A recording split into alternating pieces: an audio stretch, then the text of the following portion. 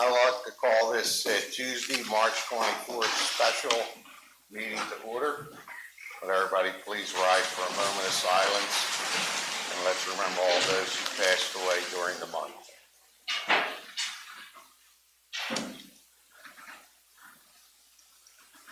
Let's salute the flag.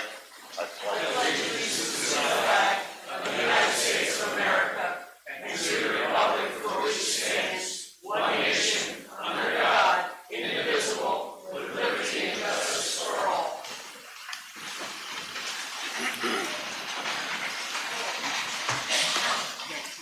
Mr. Dilly, will you roll call, please? Mr. Pezza. Here. Ms. Cohen. Here. Ms. Rodriguez. Here. Mr. Cousins. Here. Ms. Figueroa. Here. Mr. Johnson. Here. Mr. Petroci. Here. Mr. DiGiuseppe. Here. We're going to hold public participation right now. We're going to move on to item 2 on the agenda. So I need a motion for item 2. Mr. President, I'd like to make a motion for the approval of resolution adopting Police Department's revised internal affairs policy. I have a second by Ms. Rodriguez. Questions or comments? All those. Sure. Mr. Mayor, or Mr. President, I don't have a microphone today, so I'll use my. Wait a minute, let's get you one so everybody at home could hear you. Can we get AJ's mic? Frank, is it on green? Yes. Yes. That's in mine.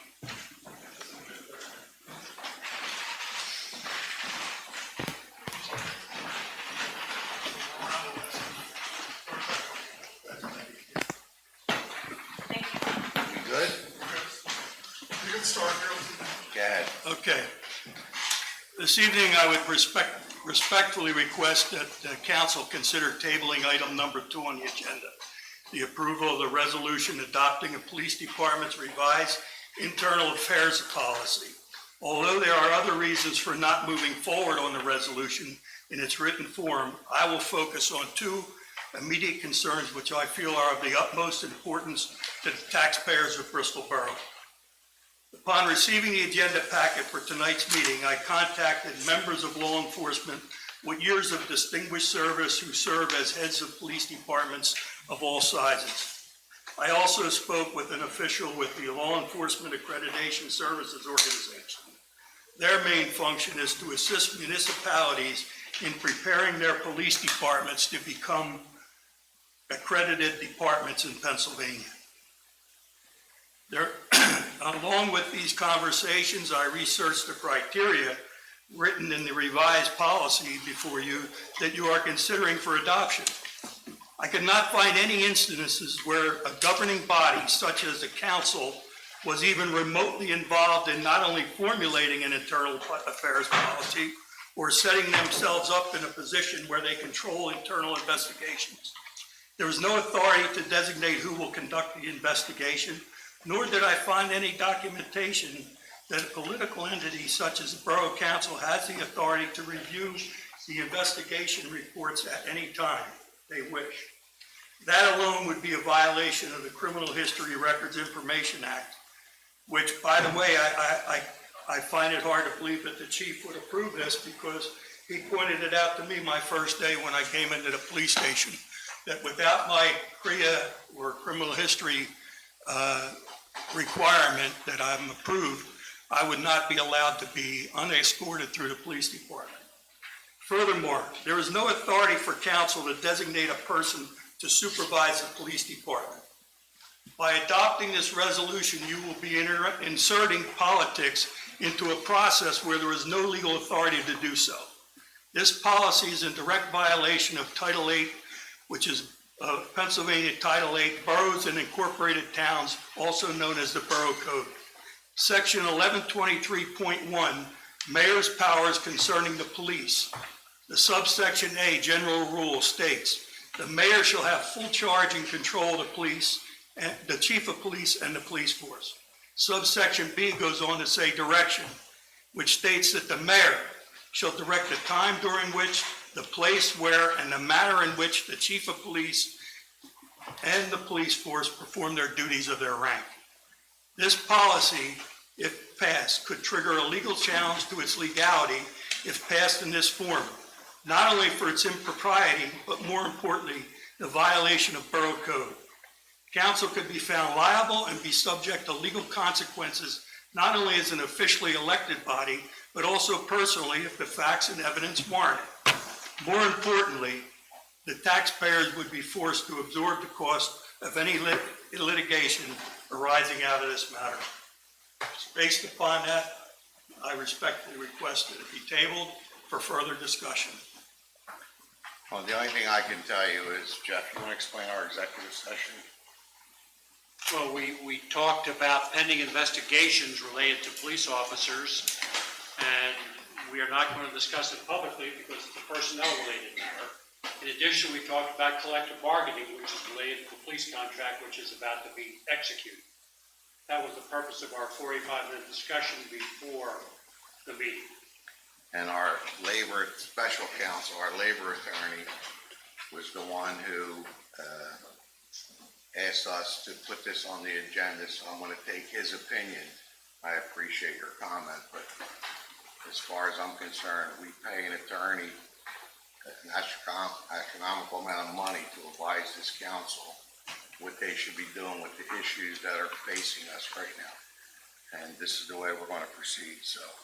I have a second. Any other comment? I just wanted to say something.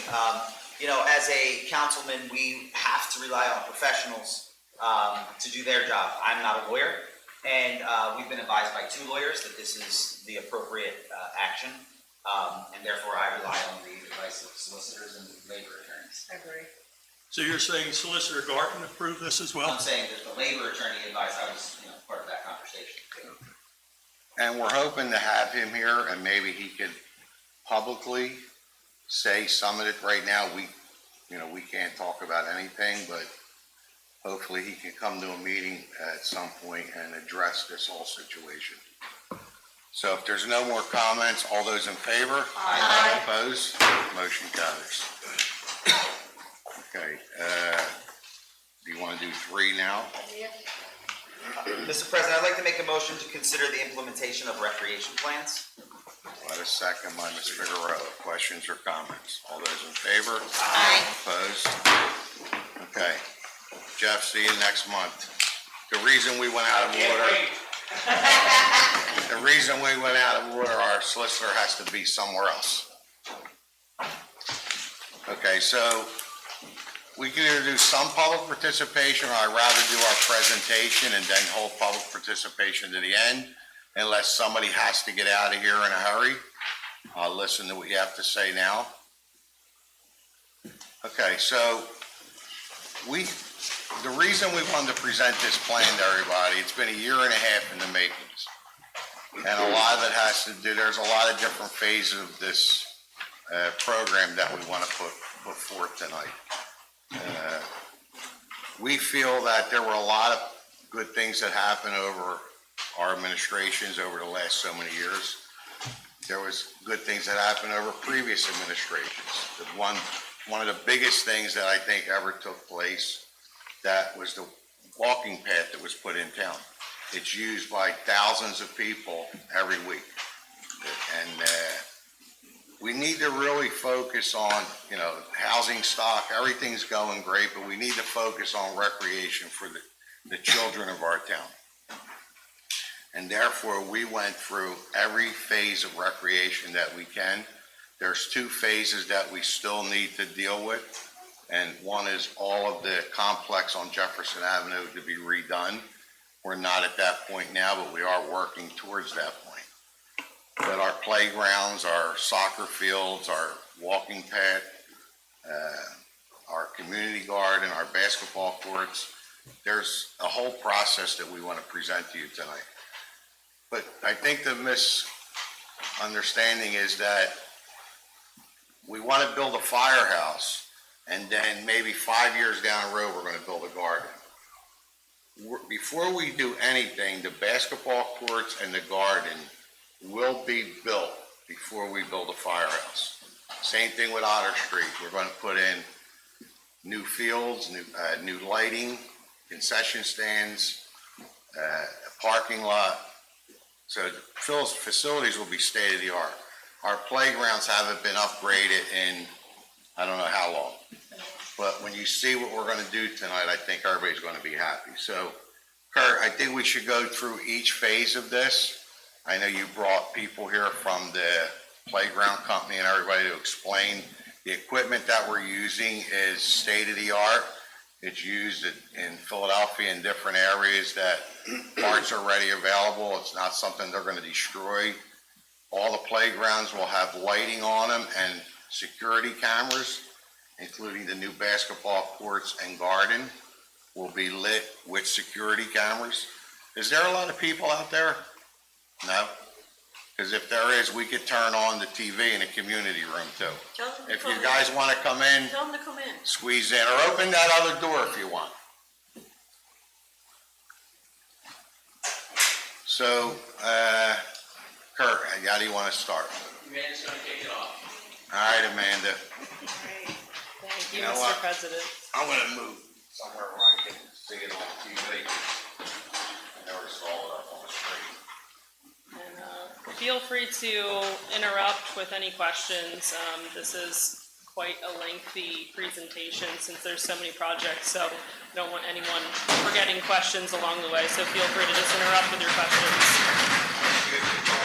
Yeah, you're good.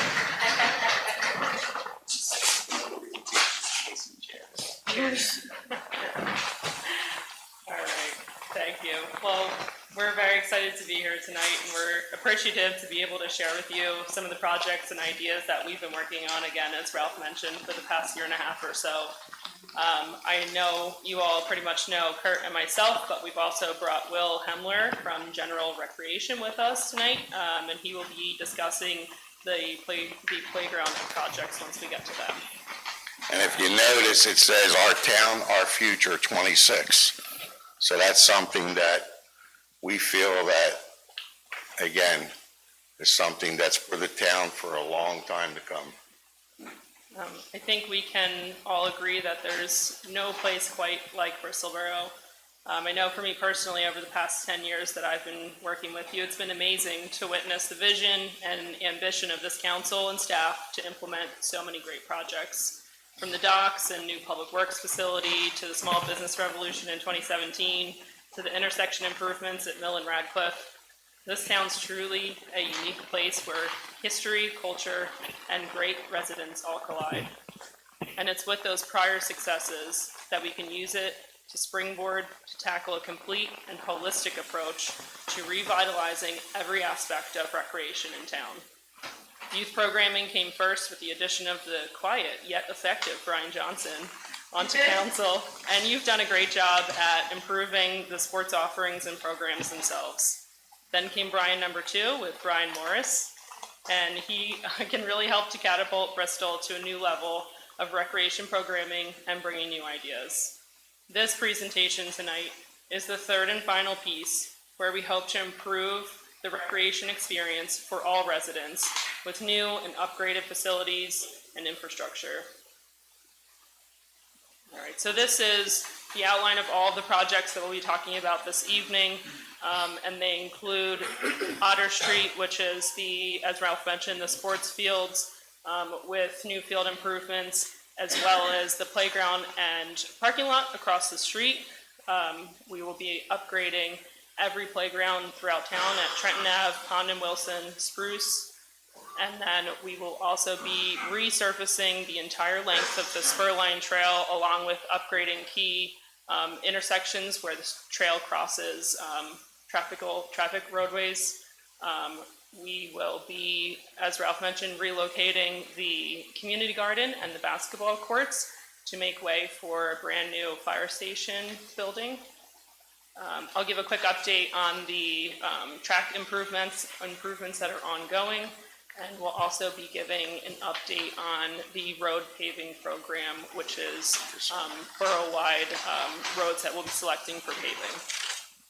And with that, I will pass it over to Kurt, because we're going to start talking about Otter Street. Thank you, Amanda. So the first project that we want to highlight here is the Otter Street parking lot.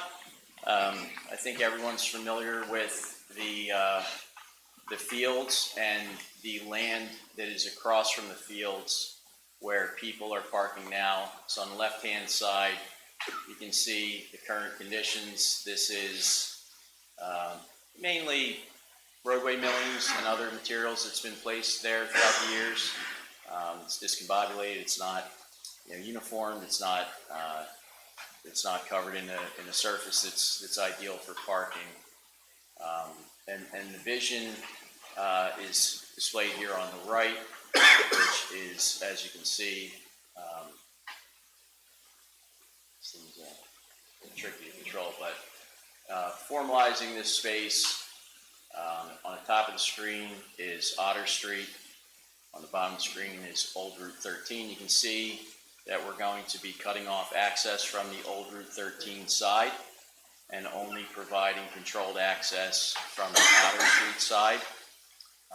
It also includes some sidewalk extension to a crosswalk to safely get parents and friends and children back and forth from the parking to the fields. It's going to have some new lighting installed. So we'll have parking area lighting as well as some landscaping and other features like a fence and some guide rail. So this property, its history was it was obtained through the county open space program a number of years ago. So we did consult with the county to ensure that they are supportive of this use on this property, and we did receive that confirmation. So that is what's planned for the parking upgrades. As far as the fields themselves, we are going to show some existing conditions there on the left. This is just kind of looking back at the current conditions of the parking lot. This shows an area where there's existing portable restrooms and trigger happy. There we go. And then the existing playground of the Otter Street fields is shown bottom right there. So the intent with this land is to create lighting for athletic activities. So you'll notice that the large area used for various sports, we don't show the fields delineated, we just show the large area that fields are contained within. So instead of putting lights throughout those fields, we're going to illuminate them from the perimeter. So that leaves this facility for flexibility in modifying and altering, what sport activities can occur at this location. Additional. Obviously, I'm sorry. Yeah, no, obviously, those lights will cover the middle of the field. That's correct. So the specific technical design of those lights, we're working with a specialized company that does these types of athletic facility lighting. These aren't designed to any like national lighting standard for a specific sport. So that's just not feasible unless you are allocating areas for specific fields.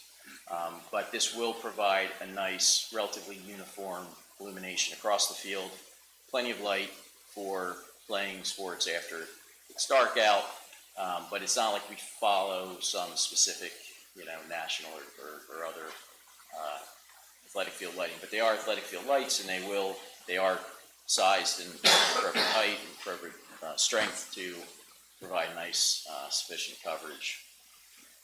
And you can see on this rendering in the center, we'll be talking more about the playground improvements that are proposed for here. But one of the other features that's being added is some form of a new structure in this location where those portable restrooms are currently located. We have two options. One is dry concession and storage, and the other is wet concession with a sink and storage and restroom facilities. So that's something that is still up for debate, and we're interested in soliciting feedback from council and the public. There's pros and cons to both options there. This shows what I just described as option one, which is a dry concession and storage facility. These structures are actually prefabricated structures that are very, very customizable. They're made out of concrete. There's a local company up in Ottsville, Pennsylvania, M&W, who manufacture these, and they arrive on site fully contained, fully fitted out with whatever facilities you select, at whatever size you select them. You have options for facade treatments. The one on the left we wanted to provide in this slide. That's actually very local. It was recently installed over at the JFK Park in Bristol Township, so we'd encourage you to go check that out. It's sitting elevated because that was in a floodplain, so we were required to elevate it. The one at Otter Street would be more ground level. But the exterior, even though it looks like a stone facade there at the bottom with a siding halfway up the building, that's actually all concrete. And they use a form liner to create it, and then they color texture it to make it look like different materials. Option two is a concession, storage, and restroom building. I don't think the one on the right is the one that's in Bristol Township as well, but it's very similar in its configuration. You can see there with a roll-up door with a concession building. But if you go over to the Bristol Township Municipal Complex at 2501 Bath Road, within their large municipal park, they installed one of these facilities that has the restrooms. And again, customizable. You can select different material and colors. You order them, you run water and electric and a sewer line to them, and just prep a stone bed subgrade, and then they drop these units right on top of that and connect it up very quickly and efficiently. And Kurt, not to interrupt you, that's the one we're looking at for Memorial Field at the softball field. That two-story building comes down. And we're thinking about putting something that in, we'll give them concession and new restrooms right there. Yeah, they're a wonderful product. They're very resilient.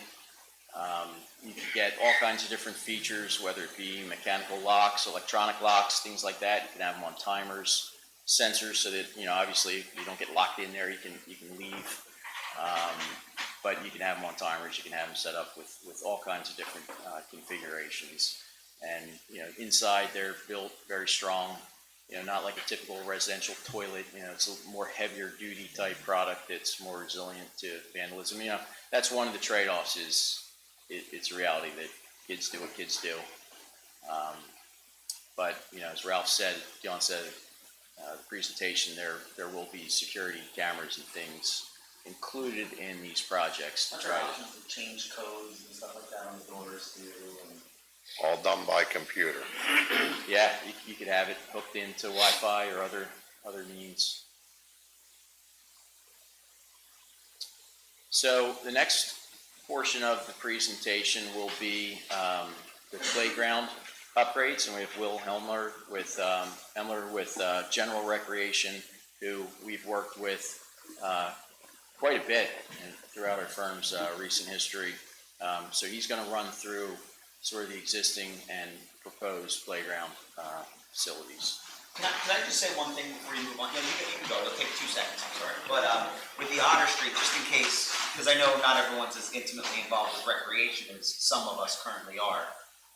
Field time, it's a great facility, but we've had a real tough time with practice time. Because our programs are growing as much as they are, it's difficult to get people onto those fields in enough time to get practice going. So this will basically double the amount of practice time and game time and programming that we can possibly do.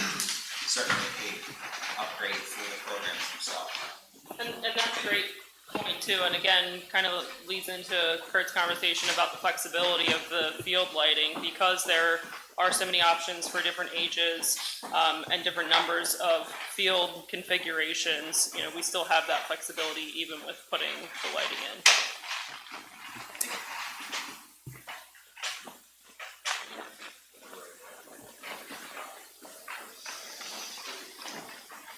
Hello, everyone.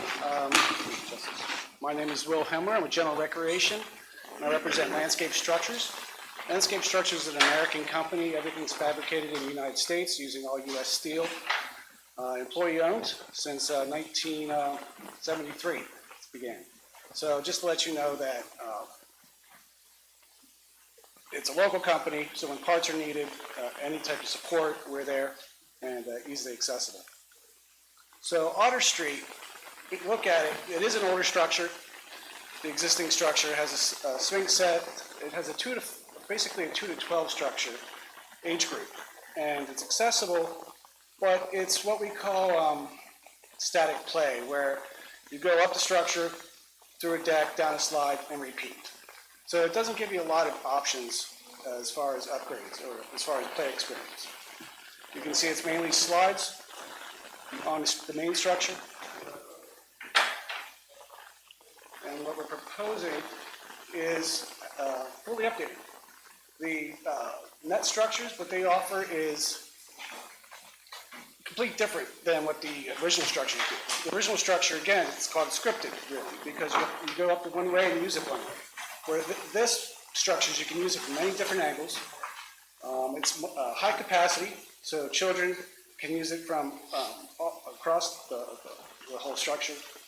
And it has many built-in little places for cozy spots, challenging tight ropes on the inside for the main structure, but it's also accessible. So there's handicap accessible seesaws that have high backs. So that gives everybody a chance to, if they need that extra core support, sit there and participate, and it's inclusive in that sense. Instead of just having one person use it, it holds up to 4, 5, 6 people can use it at the same time. Same with the spinner. It's ADA accessible. It's at a transfer height for wheelchair users, but again, allows everybody to use it together and be able to do spinning, which is a great thing. We talk about inclusive. We want to talk about vestibular and proprioception as play experiences, and you can get that from spinners and these rockers. Same with the swing sets. Let's see if we can get to, so the next swing, the main swing has a ADA full bucket seat with harness. So that's again for users that really need that extra support, where the harness can lock them in, give them support to get that to and fro experience, as well as multi-generational. So even parents and adults can also use the equipment together. And what you can see on the left-hand side is what they would say is the transfer station, which is for wheelchair accessibility, for users to be able to transfer from the wheelchair, climb into the structure, and be able to enjoy it all together with everyone. Right there is a live image of it.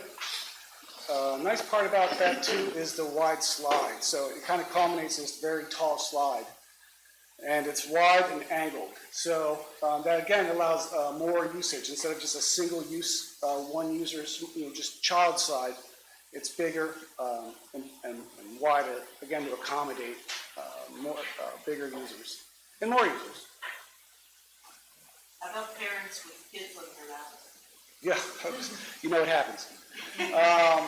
And I think that's what happens too. We talk about multi-generational with playground design, because parents do want to enjoy these parks with their children. They don't want to just sit on the sidelines, and they want to be more active. Again, it was very, simple playgrounds. The history of playgrounds kind of started with, let's just try to get something to a tall slide and go down it. And then let's put more slides on it. And then slowly started putting more climbers on it. And then you want to go with climbers that, again, that aren't static. Because if a climber's always predictable, it's always the same motion, no matter what you do. It gets boring very quickly. So by implementing these kind of structures with the nets, we do both. Because when you have this kind of flexibility in the netting systems, as a child plays on it, another child will go and play on it, and they have to be responsive to each other's bodies and their weight and the distributions, and it causes, a lot more fun can be had that way. And then, of course, the playground manufacturing company, we wanted to be like, well, how do we make it even more fun? So we put in kind of like, challenging courses throughout the middle of it and inside of it. So that way, children can really decide how they want to use it, how they want to approach it, how they want to play on it, instead of you telling them how this is the only way to use it. So it's a lot more imaginative, and then even within that, we talk about socialization.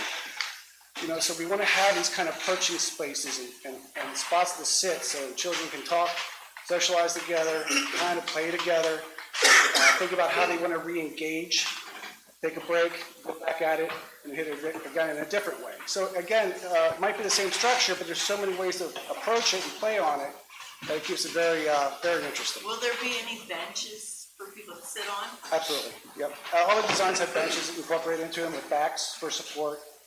And then even the benches are a great idea to have in the park design, because we call it, a staging area.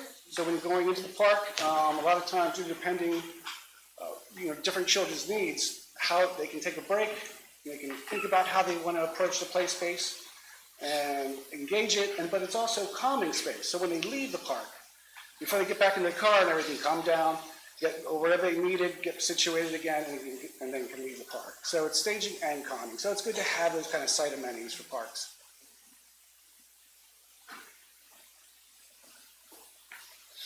This structure would be kind of a traditional structure, but it's in the same design because it's a 2 to 5 year old structure.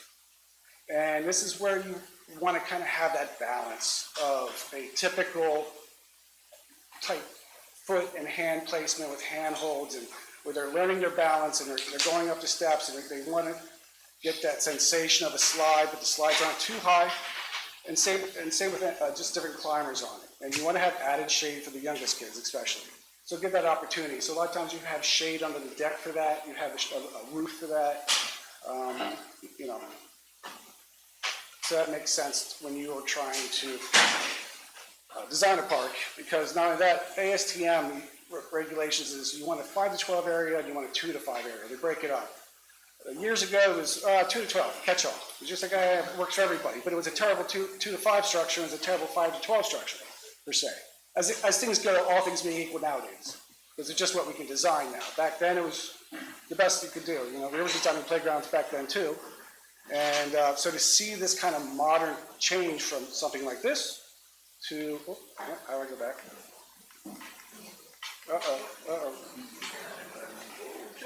Don't look. Thank you. There you go. Amanda, for the Outer Street Park, like, I know we're gonna move on, but for the Outer Street Park, like, the lights, they were surrounded, will the park be lit up too, and will it be an entrance to go like through like the field, or it's just on the outside? Right, so the field lighting, I'll say, is a separate conversation from any of the playground lighting. Any of the playgrounds we're now discussing will have its own separate lighting, but obviously doesn't need the same level of lighting intensity that, a soccer or multi-use field would need. Mostly all the field lighting is going to be controlled through the concession stand. So, or the press box. So if somebody wants to turn on the lights for soccer or whatever recreation is there, that coach or that director or whoever's in charge is going to have the availability to do that. If there's nobody playing, like there's no soccer going on or anything, the playground still will be lit for kids to use them. And if we elect to say, okay, they go off at a certain time, then like the basketball courts, we're not going to let them play basketball till 2 o'clock in the morning. So at a certain time, them lights will go off. And our main thing, meeting with Will numerous times, was we wanted to make sure they were handicap accessible, where wheelchairs, kids can get in and enjoy the same experience that everybody else is enjoying on the playground. So that was a major factor. When we met on site, the one thing we did talk about, that, correct me if I'm wrong, Brian Lee, there, was having an entrance from the field itself as well. A lot of, siblings, one brother or sister might be playing on the field, the other one wants to use the playground, parents keep an eye on, be able to access. Yeah, absolutely. Did you have a question, Lighting, Larry? just for, it seems like there'd be a lot of lighting, at Otter Street. The lighting will not impact the residents that are on the street, correct? It won't. Everything is gonna be focused toward the field. Right, yeah, Exactly. working with our, I'm just making sure. yeah, working with our lighting vendor, now with the LED sports lighting, it is quite easy for them to get that directional lighting, so it's the appropriate level on the actual sports field, but there really is virtually no spillover outside of the field area. Did you have a question, Larry? No, you good? it was answered. About the other gate on the other All side. right, go ahead, Will. So you brought up visibility, it's kind of a good thing too. That's why a lot of these structures now, you really want to be able to see through it, not a lot of places to hide. Again, why parents like that so much. Then keep an eye on your child. There's lots of playgrounds around where they can hide. Anybody can hide in them, and you've got to figure out how you're going to find them. So high visibility is great, especially even for, even police or supervisors also to drive by and easily be able to see through the park and across the park.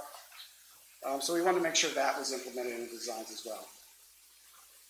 And again, on the left is where the transfer stations that you're talking about for handicap accessibility to meet ADA regulations. ADA regulations also require that we meet so many ground level components, so many components that elevated. There's also an accessible pathway through each playground design, and there's also parking and radius for turning radiuses that are in the playgrounds as well. And so our designs absolutely, we can't do a design if it doesn't meet ADA regulations. Same with ASTM guidelines too. What about the surface? What is the surface going to be? The surfacing proposed is EWF, is engineered wood fiber. It is wheelchair accessible, but it's a wood fiber. And, it does need to be dressed, does need to be maintained from time So to it time. won't be rubber. No, it's not rubber. Thank God. Great for drainage as well. But it does have need maintained, but it's the value of it. It's very inexpensive compared to, say, cord rubber, which is fantastically warm. So I think that's, it's a good budget choice, but it also is tried and true across many municipalities and school districts. Does that material still have a resiliency of the rubber in there? Yeah, it just has to be a minimum of 9 inches in depth. Usually put it over about 4 inches of stones because you want to keep water out of it. Just make sure, because it's wood, so it'll deteriorate quicker if you don't have proper drainage. But ASTM requires 9-inch minimum. A lot of times, the specification would be typically to see 12 inches, because then it's 9 inches after compaction. It's always want to keep getting less and less if you ever see wood carpet out there. It's tough to keep it up, so it's good to start fully. And on the other side, you see a swing set then that is just for 2 to 5-year-olds. I keep doing that, apologies. Yep. So again, we have one on the 5 to 12 side area, and then we have 2 to 5. So we want to separate the age groups on this one, so you have designated play spaces for both age groups. Moving trend? Okay. Trevor, I think all these playgrounds probably happened around the same time, a long time ago. And, so a very typical of the Otter Street design. And that's the rubber surfacing. It's loose fill rubber, and that's hard to maintain. It travels, disappears, washes away. Kids stuff their pockets full of them, walk away. It's never been seen again. Yes. So, but that's indicative of all the parks have that. And again, these are your traditional structures. And again, we're something, and they were great at their time. But now, updated play experiences is really the goal of every designer want to come up with. So, yeah. Again, we have a separate 2 to 5 area for this one. That 2 to 5 area, just the structure by itself, is about 16 different play experiences on it for itself, with different sensory needs, tactile, visual, auditory, capture those. It also has the multi-user suite seesaw. But this one also goes, let's see if I can, let me just, here's the structure. I'll go back to that other one. So here's a 2 to 5, so you can see where it has, it's kind of like a climbing belt bridge. It has a socialization table on the side, it has bongos, bells.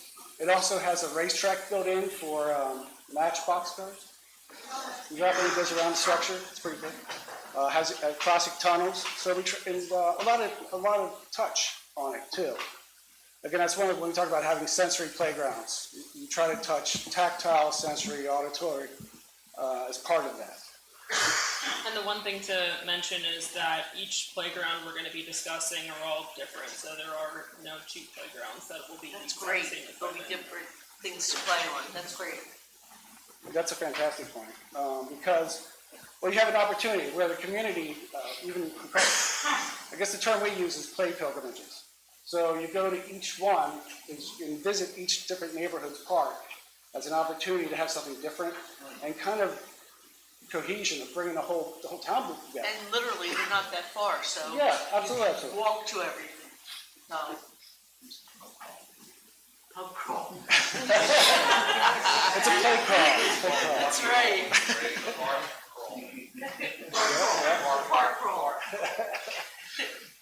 But then you can see there's a spring rider to the right of that too. So again, we want to bring in elements that give that rocking motion. You know, not just a swing that does to and fro, but we want bouncers too to go up and down. You also want to go forward and backwards. Again, it's so you can get those kind of sensations in the play space. I'll get better. Okay, so here's the main structure. Kind of want to go back to this slide because it's showed on the left-hand side.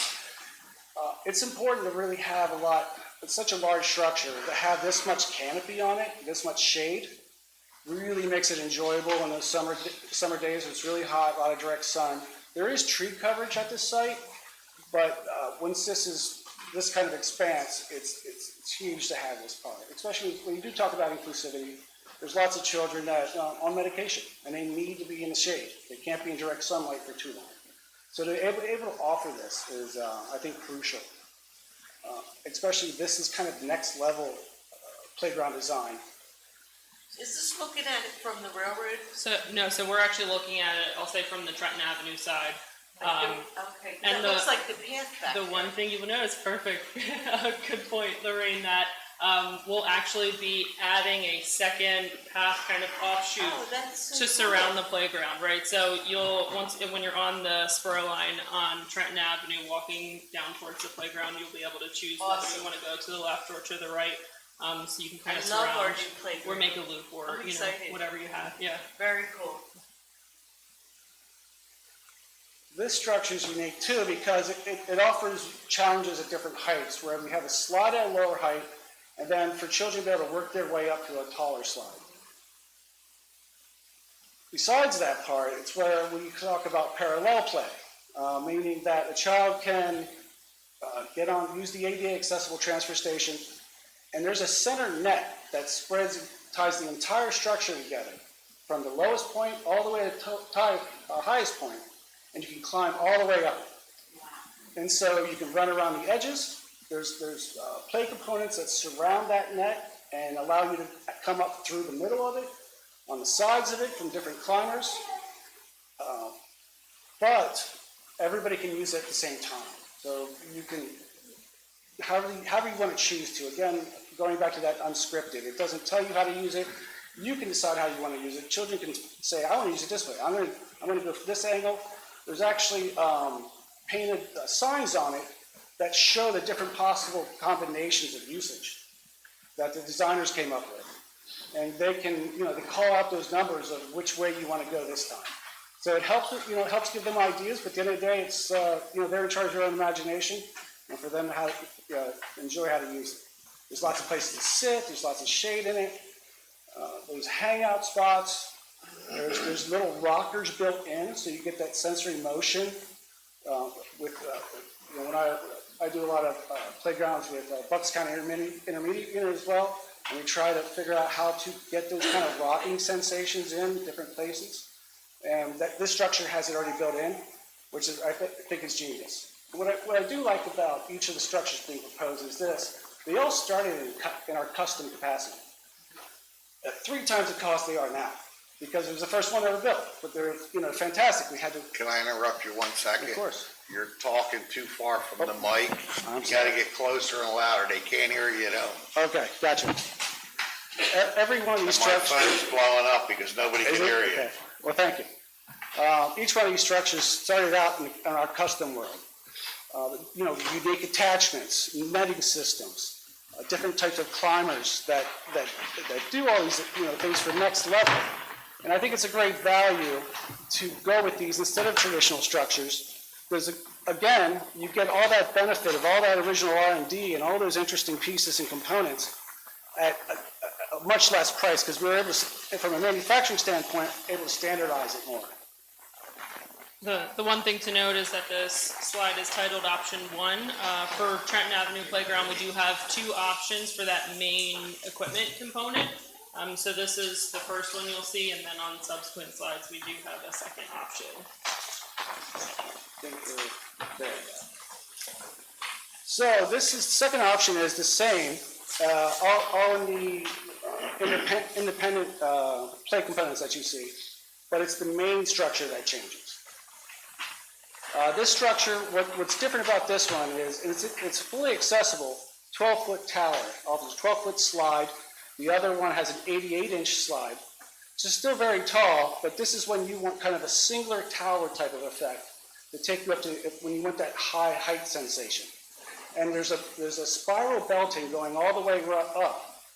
We've had some, just my opinion, we've had some bad luck with the 2 options, and I don't personally, that's my personal. Oh, you mean tube slides? Yes. Oh, okay, okay. I'm not gonna go into it with you. I'm just gonna tell you that we've had some trouble. Gotcha. And that's probably why we put windows in them sometimes. Like this Okay. one has a window so you can see in it. But, at that height, it's precarious to really have an open slide. We can do it, we have done it. I'm not sure, maybe solicitor would have to see what how much liability you want on it. But it is an option. So I have to say that well, maybe I should stay out of it. I don't know. Do I get it? I'd like to note, though, that this main, again, equipment piece has just recently been installed in Salem. Again, you were part of that project. Where? On Hughville Road near their library. So I'm gonna go look at it. that playground's not quite open yet. It's not finished, but you can see the structure. I want option 1, thank you. Yeah, well, And to be fair, it's nice that you could probably go there and enjoy it anyway. Oh, But yeah. I don't know. Is that part of the playground crawl? Yes. It could, That's great. That'll be you part can of go it. to another town right down the street, you're more, it's right there for you. So I think that's just part when you talk about the recreation landscape of things, is how accessible certain features are. And there's plenty of parents that drive over an hour to different parks. Right. I've done an amazing park in Whitpain Township, Mermaid Lake. I just did 3 parks, all inclusive, very nice. Also Abington Township has some beautiful parks. There's just different municipalities that aren't too far away, but offer variety. Because not everybody can really build everything. But so it's nice to be able to travel a little bit. And there's a lot of other parks to take advantage of. Yeah, there's the belting spiral I was speaking about. And it's unique, and it has a chimney climb up to the middle. And it is unique because it is that tall of a tower that's ADA accessible to the top, which is very unique to have. Pond Street. So, what I liked about the Pond Street design is, so here's existing, not too far from here. Kind of your classic type structures, something left of a bouncer, and I think that was an old fire truck framing structure. It was. I've seen that, that's the history of playground that's been around a long time. So the new one, what the design was, and I think it's based on the footprint and kind of the initial feedback about Pond Street, is that something for the younger children, 2 to 5 age group, that caters to them, that's a kind of a place for them to go to. Since we don't have a footprint to really do a massive 5 to 12 structure and 2 to 5, and major swings for both everywhere and lots of spinners, it was a great opportunity to make it into a design where it's a place you can take that younger age children and have it kind of protected and not have to worry about them having older children running around and bumping into them, and gave them their own space. So on this design, we even kind of put a large roof. That deck that you're seeing on the left-hand side is what we call a hex deck. It's about 8 feet across, so it's very large. It provides more shade structure for that age group, and everything was kind of crafted to pick for what we want to use for them. Steppers, because you're working on agility, you're working on balance, socialization, and so each of these pieces kind of accomplish that. Double slides, they can slide down together, but it's a smaller slide and a straight slide. Very predictable, very safe. The spinner on the left-hand side is one of my favorites because it probably holds 8 or so 5-year-olds. And it has high back, so it's at a transfer height, so wheelchair users can roll up, transfer from it, and slide into the spinner and use it as with their friends and family. But it also has the high back supports that wing up, so again, if you need that core support, they have those seats in there built in for them as well. You say 8 children, to me that translates into 8 parent options to spin it. Yes. And that's the hope, you know. Parents can kind of hold that many children in one large spinner.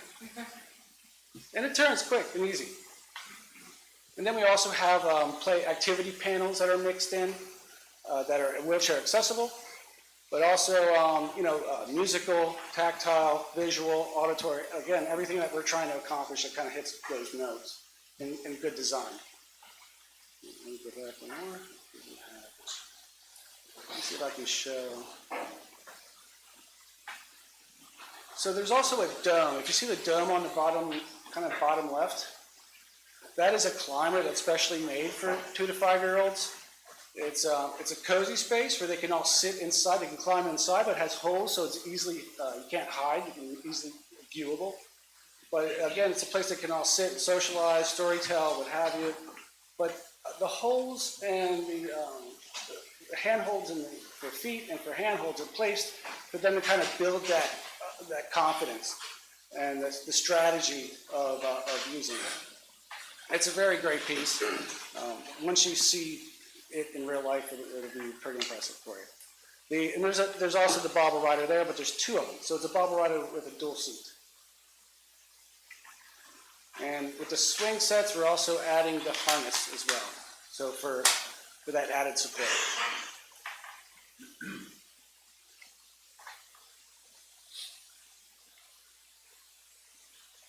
Spruce trees. Again, very typical structure that we've been seeing and that we're working through. Swings and a 2 to 12 structure. 2 slides and a typical climber.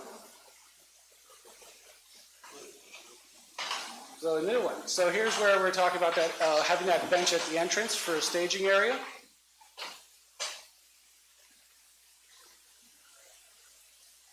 Lots of shade.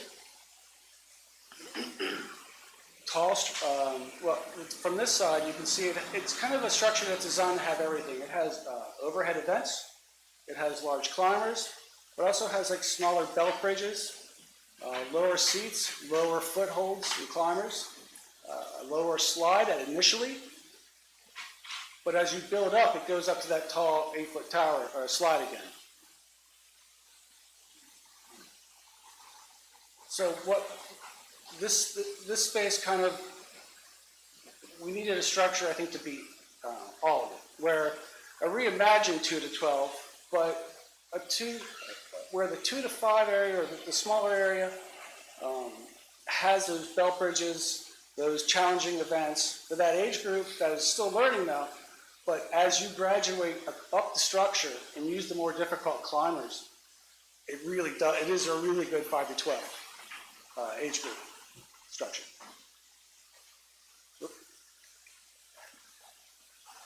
And then we also still was able to put in a 2-bay swing set where we have 1 bay is for 2 to 5-year-olds, and the second bay is for technically 2 to 12, but it would be for 5 to 12-year-olds.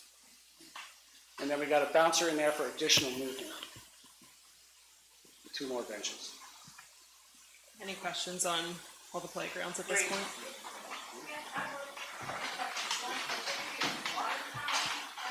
We're not taking questions with the public right now. So let's move on to the pad. Thank you, Will. Thank you, everyone. All right. Thank you. Kurt's gonna Thanks, continue Will. on with the Spurline Trail project. All right, so the Spurline Trail was mentioned at the beginning of the presentation, and what a remarkable asset this is for the town. Literally used by thousands of people, every single week. It's a great way to traverse the borough. It's actually one of the earlier rails to trails in southeastern Pennsylvania. So once again, Bristol Borough has made history with its foresight. These have become very popular. But the trail and the intent for improving the trail include a full repave of the trail. So there's been some maintenance done on the trail over recent years, but we're talking about going from over here on the left, if I can get this pointer to cooperate, this is Mill Street, where it begins. It traverses the entirety of the borough. Oh, that's not going to work.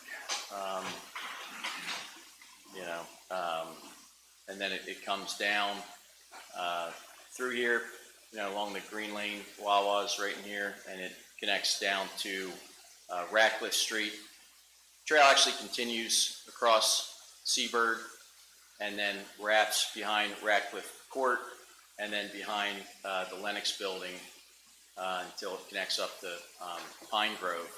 We did not show the area in between the Lennox Building and the Ratcliffe Court and the Seabird, because those are maintained by the private property owners, the HOA and the business owners. So the improvements are shown in red, and I'll talk a little bit about the piece over here at Pine Grove in a second. But in addition to resurfacing it, we are going to provide some upgrade amenities, some benches along the way.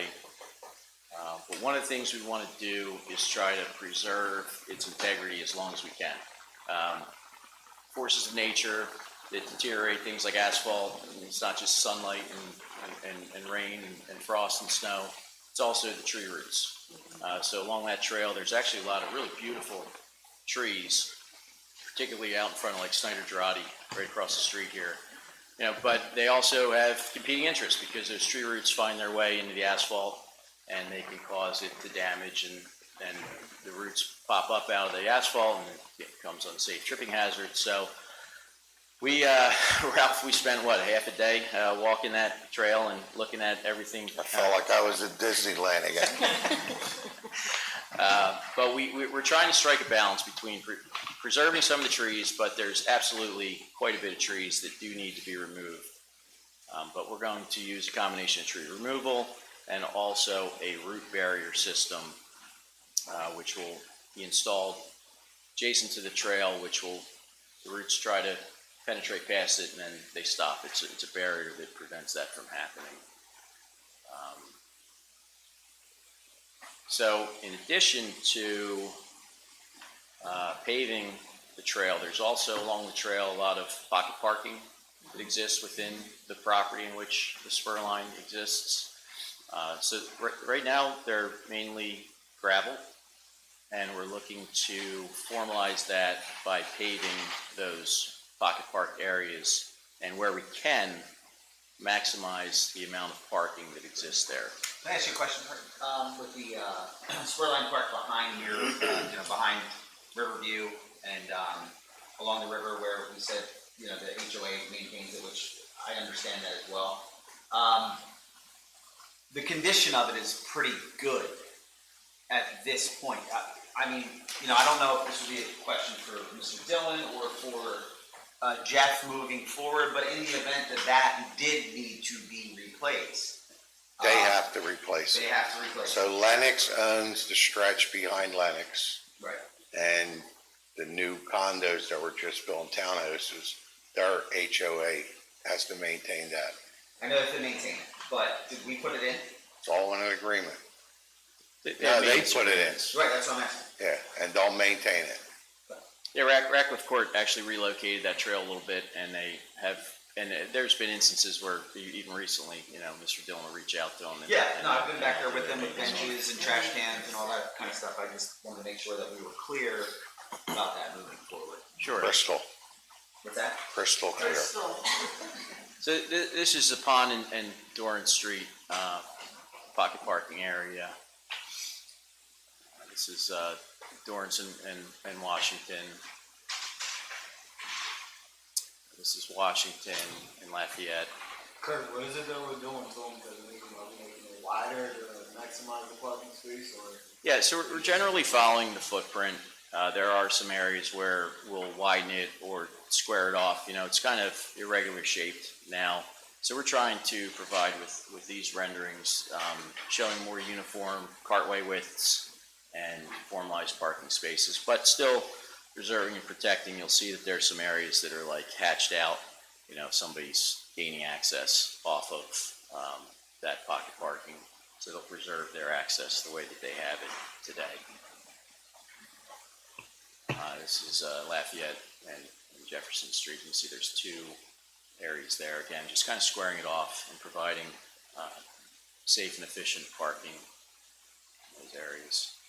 In addition to the resurfacing, we're also looking at each of the connections to the public right-of-ways. This is the old Route 13 and Mill Street.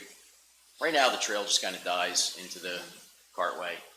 So you can see some improved striping that's shown, as well as the addition of the ADA domes. Typical to like a curb ramp that you would see throughout town that have been replaced over the years. Again, here similarly is the Grundy Towers crossing. So again, improvements there. You can see the addition of the pedestrian crossing signage, just add some additional safety between vehicles and pedestrians. This is an improvement, is the corner of Pond and Beaver Street. There's a little landscape bed that's there now that's tired, and there's also a matted down area where everybody's cutting through anyways. So the objective here is to open that up, make it a nice, somewhat of a gateway treatment. So when you're driving by, it's got the aesthetics, but it's also got the functionality of the added connection points there to the intersection. This is Trenton and Cleveland Street. You can see the playground in the back that's being upgraded. You saw all those nice renderings moments ago. But what we noticed in this is the existing conditions. A lot of these intersections along Trenton, the trail comes right out to the center of the intersection, which is not good modern design. So they are now being relocated to their appropriate points, where you can see here on the right and left, and then the crosswalks are being added where they belong with ADA curb ramps as well, some of which have already been installed. That is so needed there. And this is one example, but obviously this happens multiple times along Trenton Avenue, so they would all be replaced. Necessary, very good. Same with this at Trenton and Railroad. Currently, the crosswalk the trail enters about here, and it comes diagonal across this intersection. So the idea is to relocate the trail and provide a more typical crosswalk configuration.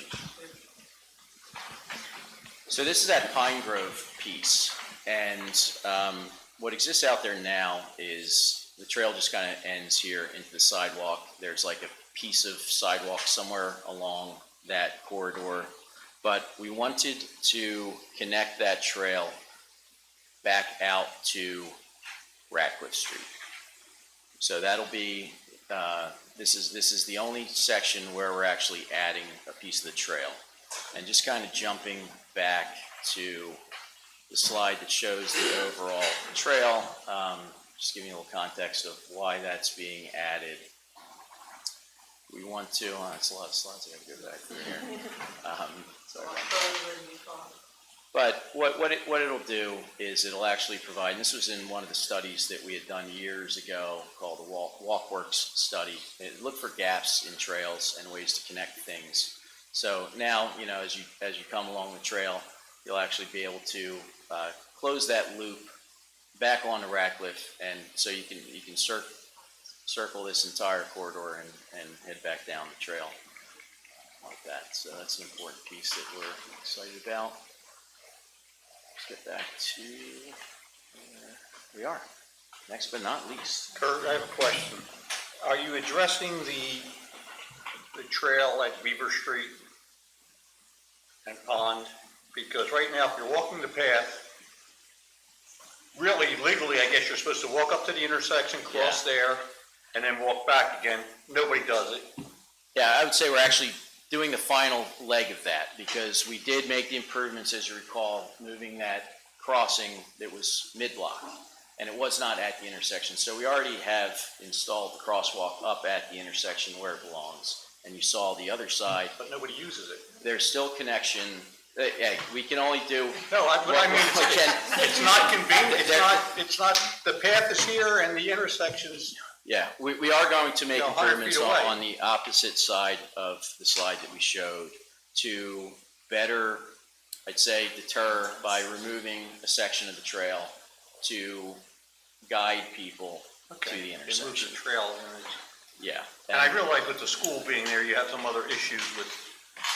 Yeah, it's a lot of activity there. School dismissal, it was a problem where it was, so it's been moved to the intersection. This is going to be the completion of that, to realign that side of it and eliminate the connection there. We've had discussions, you know, maybe there's a need to put up sections of fencing or other things to really try to deter people from cutting across there. But, you know, you can only do so much. I'll add that when we had done those previous intersection improvements a few years ago, we did have PennDOT involved in that conversation because it is a signalized intersection. They essentially wouldn't allow us to have the trail crossing where it was because they do have a say in it. So it is kind of what it is at this point. That's the safest option that PennDOT will approve for us at this time. So we will continue to have that conversation if there's, you know, future needs. It's the safest if you follow their direction. From somebody who walks the path a lot, there's very few people that do, you know. Understood. So I guess the next slides are the ones that have been, I guess, more in the forefront with the basketball courts and the community garden. Right. So, Yeah, next we'll be talking about exactly what you said, the new community garden and basketball courts.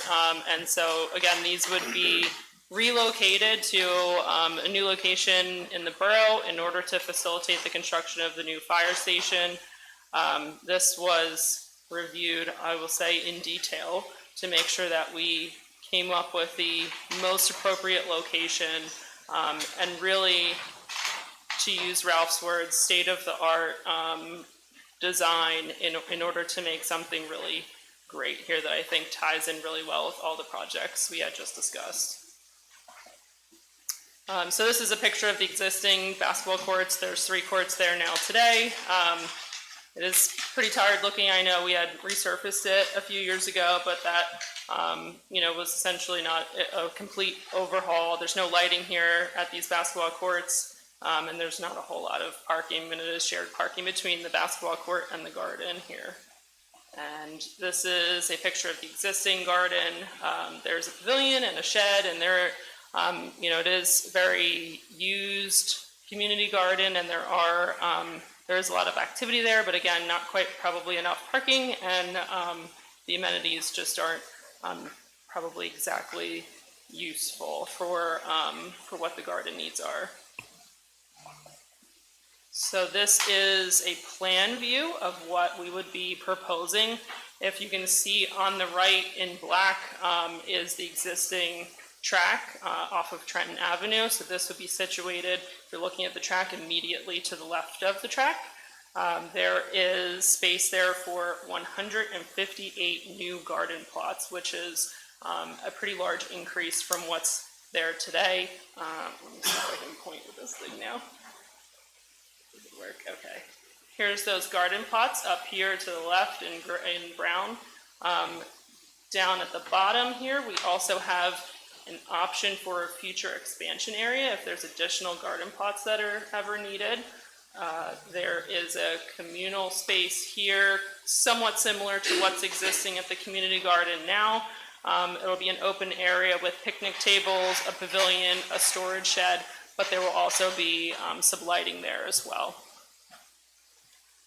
There's a pathway connection here that will get you to each plot, and we will have that connected to a brand new 50 parking space parking lot that will be used again for the garden and also for the 2 new basketball courts that will be up here at the top of the page. So those basketball courts will be complete new surfacing, and we'll also have lighting at those courts as well.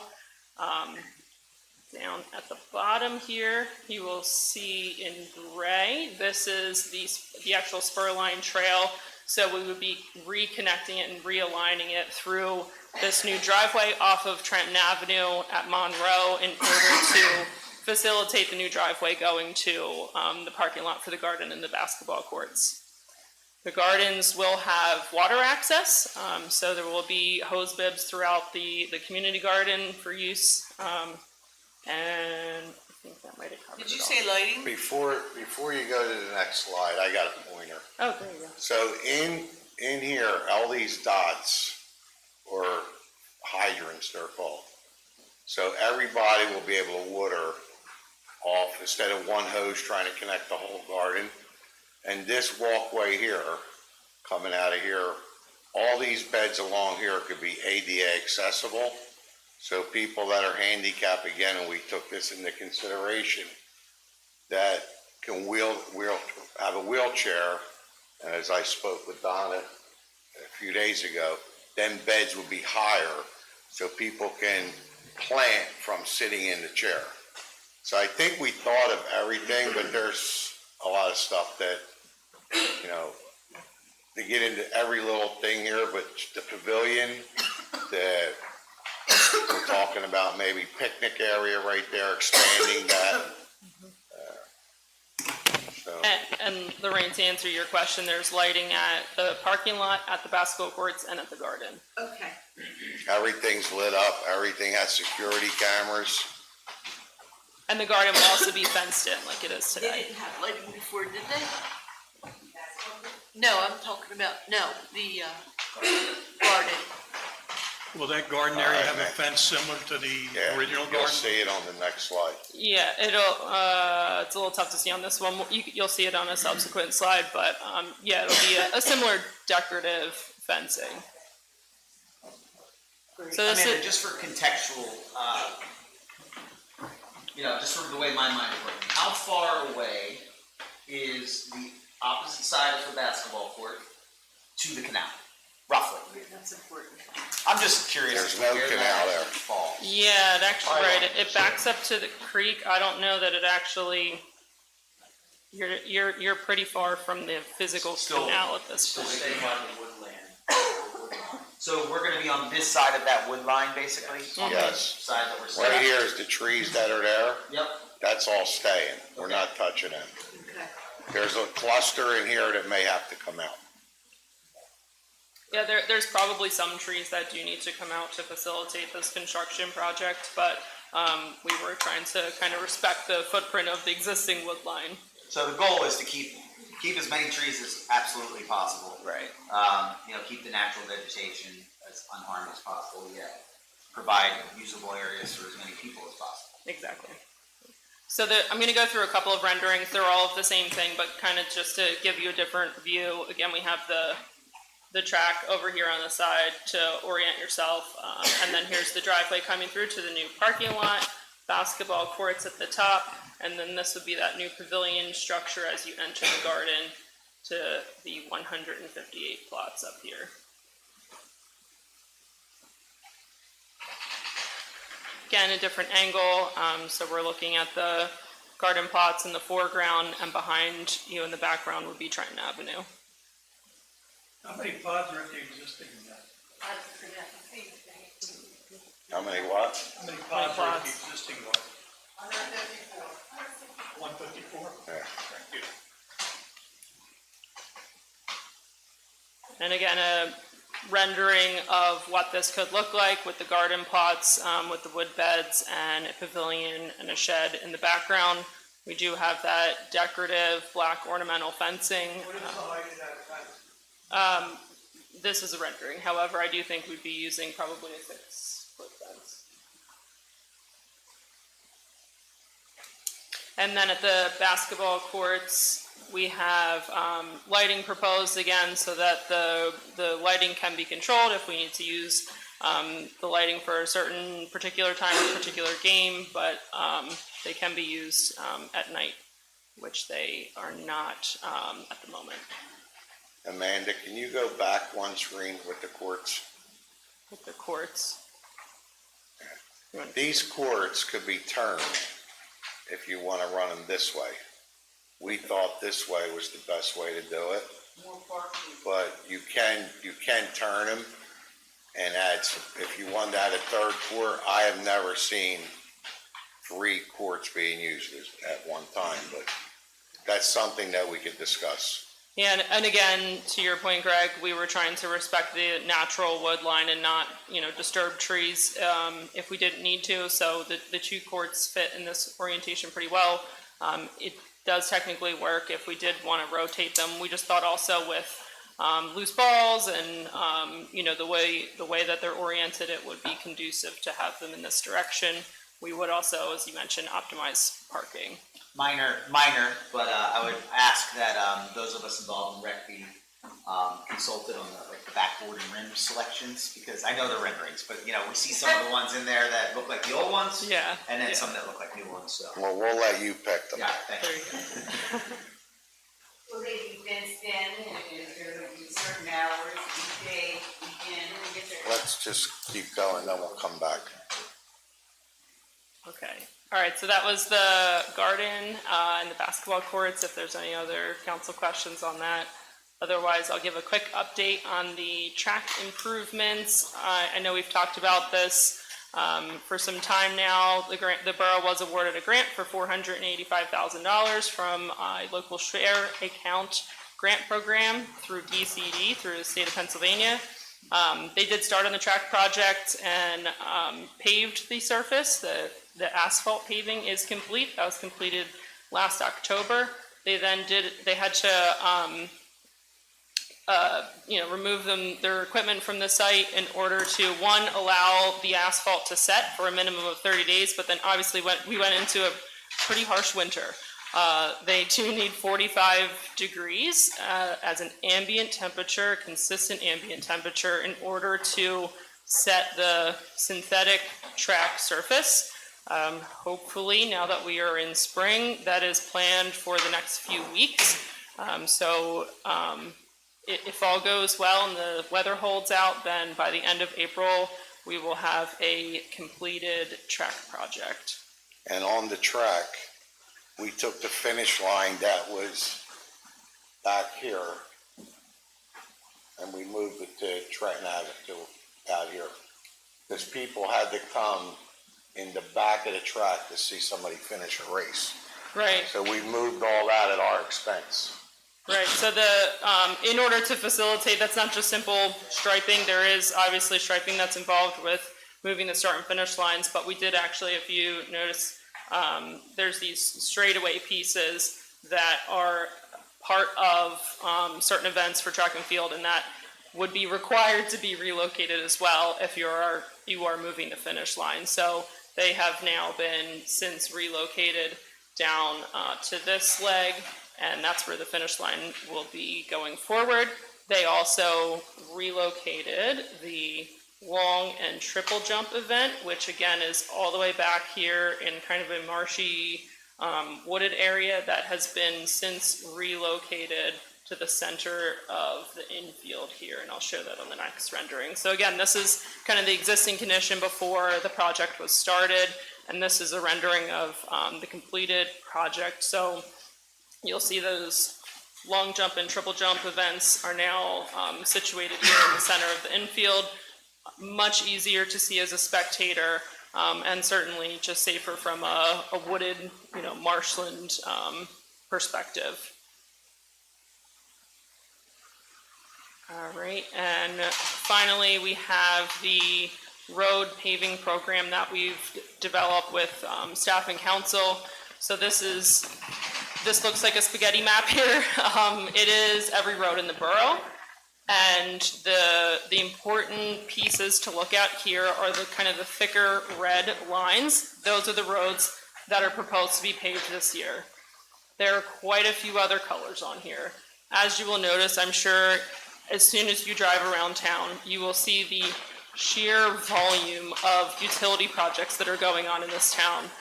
Pico and Aqua have been doing multiple reconstruction, main replacement projects over a host of different years. So that's ongoing, and we are not affecting or repaving roads that they're already working on. So we have coordinated with Pico and Aqua to the best of all of our abilities in order to plan out their work for the next few years to make sure that we are paving the appropriate roads that are not planned for future Pico or Aqua projects. We're also maximizing their resurfacing requirements if they're doing a main replacement project in town. So you'll see on Jefferson Avenue that will be repaved. Lafayette has been repaved, and I think there's maybe another project planned by one of the utility companies on Lafayette. So we're constantly working with the utility companies to work through what projects that they're doing. So we changed an ordinance that says if you open up so many feet of road,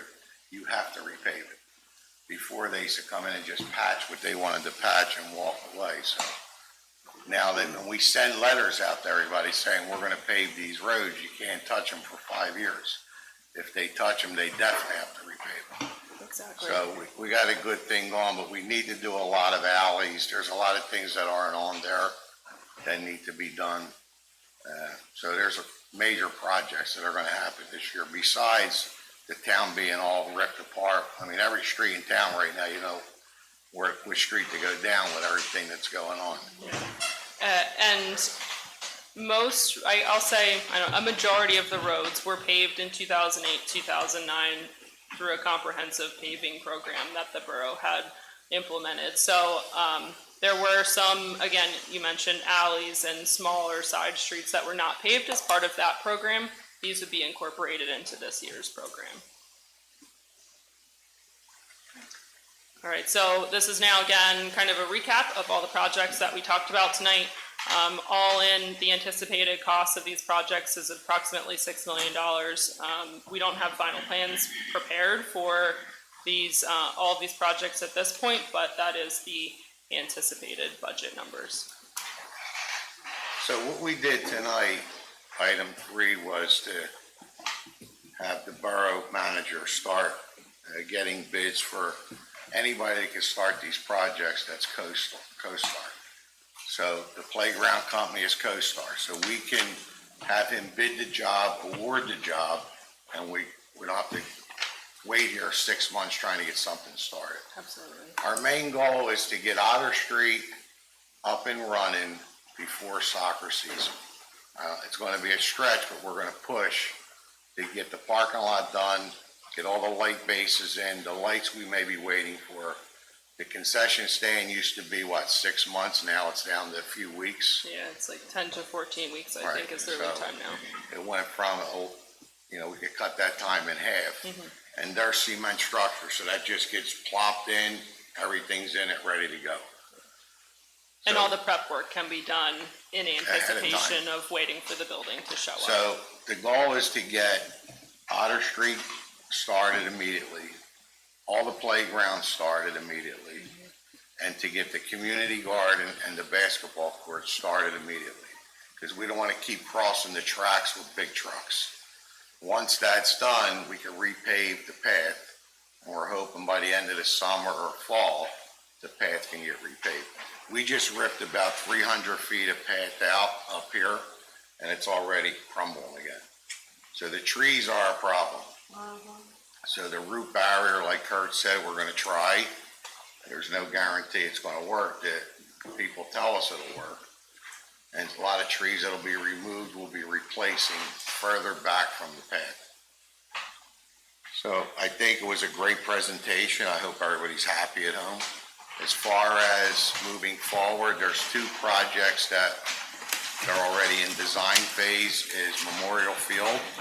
We want to take that concession stand down because it's ready to fall down, and maybe put a structure like you're going to see at Otter Street for a new press box and bathrooms. And the firehouse. The firehouse, hasn't even been designed yet. So we're going to try to come up with a design, working with Steve and some firemen to try to get this thing designed. But we want to get a shovel in the ground, hopefully by the fall or, September, October, somewhere around there. I know it's an aggressive schedule, but that's our goal, is to try to get this firehouse built for these guys sooner than later.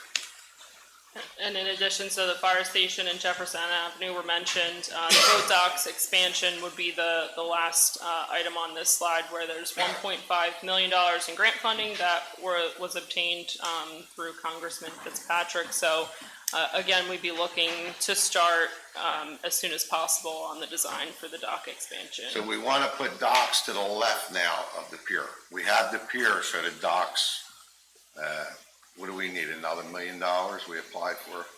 Right, yeah, we're waiting on one grant announcement, but that's not till probably November, but that is for another $1 million. Okay. All right, so with that, I'm going to start opening up to questions from the public on anything you want to discuss. So anybody on this side of the room want to go to the podium and state your name and address or your concerns?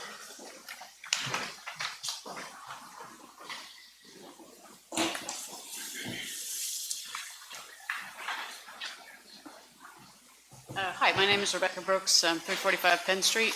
What is it? 345 Penn Street. I have a couple questions regarding the current location of the garden, community garden and basketball courts. My understanding is there's a deed restriction on future use, if that has to be open park space. So my question is that the case, and is that deed restriction been lifted for? There are restrictions on it that we're working right now with the state to try to get lifted. So Okay. until that's been resolved, we won't be building anything. But we won't be building a garden or basketball courts either. So we gotta put the whole package together. Right. So if we get the restrictions lifted, we're not gonna spend $1 million on a garden and basketball courts when we can't build a firehouse. Yeah, that makes sense. Okay, thank you. And then for the future, I suppose this is also probably dependent on that as well, but for the future location of the gardens, is there going to be an environmental study to determine if that in-ground, if we're doing in-ground gardens, that there's not dangerous chemicals that we've been growing vegetables in? Well, I'm sure we'll get everything tested, but right now you're on blacktop. So Yep. we just feel that natural soil that's been there undisturbed should be a lot safer than what you're on right now. And I talked to, Donna, you don't have a problem that I discussed things with you? You want to talk? Oh, yeah, I went over it with her, she runs the garden, and I think that at the end of the day, we'll make sure everything is the way it's supposed to be, and it'll be safe. We're not gonna put something in the ground that's not safe. Okay. I don't want to speak for Kurt and Amanda, but I would assume if there's any EPA or any other requirements that we would follow those rules, right? Okay. And for my final question is are the security cameras, what brand of cameras will those be? Do we know? Are they the clock cameras that are currently being used? They're the same cameras that we have throughout town. It's the police department handles them, not us. Okay. They'll be monitored through the police department. All right, thank you.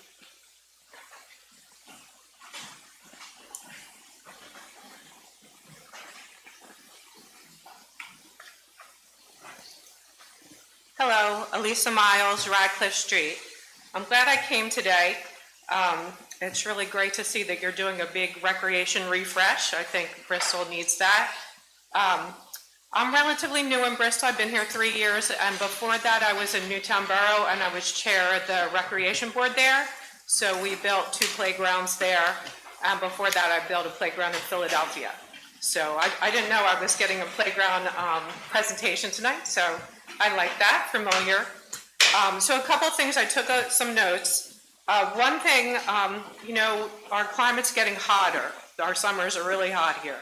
So if we're putting in playgrounds and refreshing, we really need to think about our shade trees. I didn't see a lot of shade trees in the pictures, but I'm hoping that the plans will have a lot more shade trees and benches. I didn't see any water fountain plans in the picture. Taking your kid to the playground in the summer, it's hot, and water fountains would be really appreciated. I don't know if that's in the plan. Or if one of the parks, if you've considered doing a splash park or spray park. Because if you're going to run the line for a water fountain, you could do a spray park. So if you're doing, the proposal is for 4 playgrounds. I'm not sure if Bristol needs 4. Maybe one could be. We have them already. Yeah, I don't know that it needs to be refreshed, all 4. Maybe one could be converted to a dog park and 3 refreshed playgrounds. Just a thought.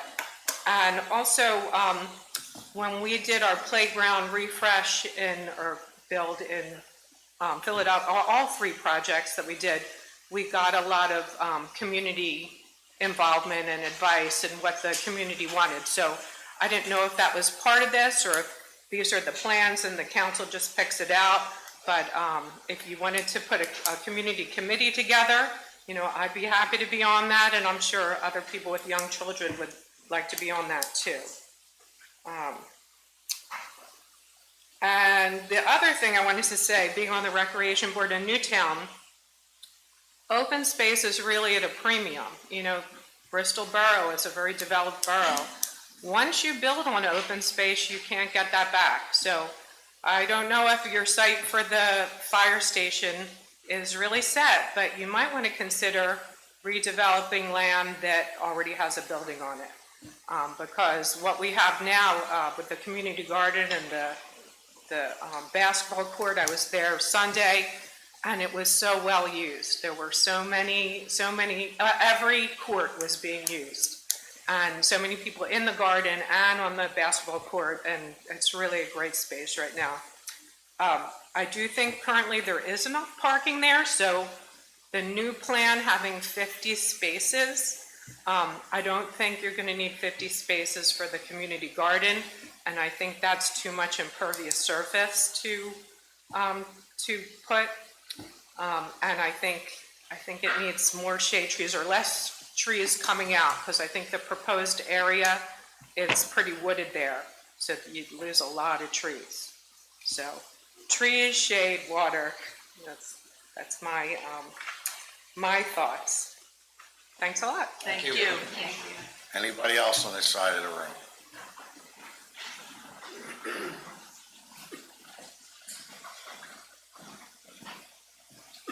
Rachel came in Radcliffe Street, and I second the water fountain shade for the benches for the people who aren't playing on the jungle gym. I thank you also for all the ADA considerations. That's very respectful. I ask that the council consider, I know the snow is gone, but other municipalities, when snow is like that, they make everybody park on only one side of the street so that they can plow completely the other side of the street and then everybody can swap. And with all the municipal parking, then we wouldn't have weeks of people trying to dig out or having a really narrow road. And the senior citizen population of Pennsylvania is growing by leaps and bounds, so expecting borough residents to be digging out their car is going to become impractical. I thank you now for posting the agenda as a PDF on the website. I am curious how far in advance that now happens. I'm hoping it's at least a week. And I have looked online on the website, and you're doing the Chestnut and Elm Street redevelopment, and yet the trash contract has not been posted to the borough website. And in that contract, it says that it will not cover any commercial entities that don't already exist. And so if you're thinking about having a commercial entity in this new development, you need to know that you're on your own for trash pickup. And I don't understand why the borough doesn't post the contract. Other places post it before it's even signed so that they can have feedback. And we haven't even posted it, and we're 3 years past, well, not 3, it was signed October of 2023. So I ask that you post that online. Thank you. Anybody else on this side of the room? I know Donna wants to speak, but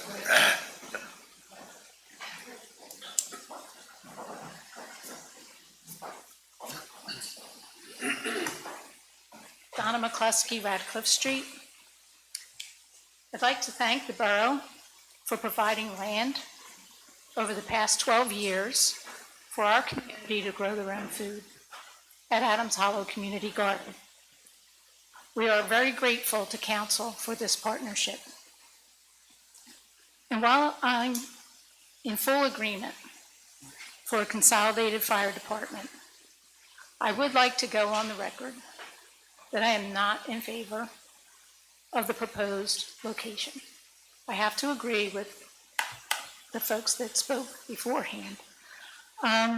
Natural areas are really important, and that area is the only central park that we have in town.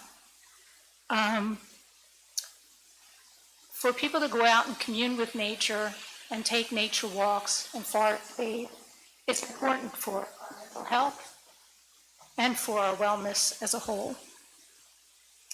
I did have the opportunity to review the plans for the new garden with Council President DiGiuseppe. We had a very good meeting. I am in favor of the plans for the new garden, and I do look forward to working with council on that. So thank you very much. Thank you. okay.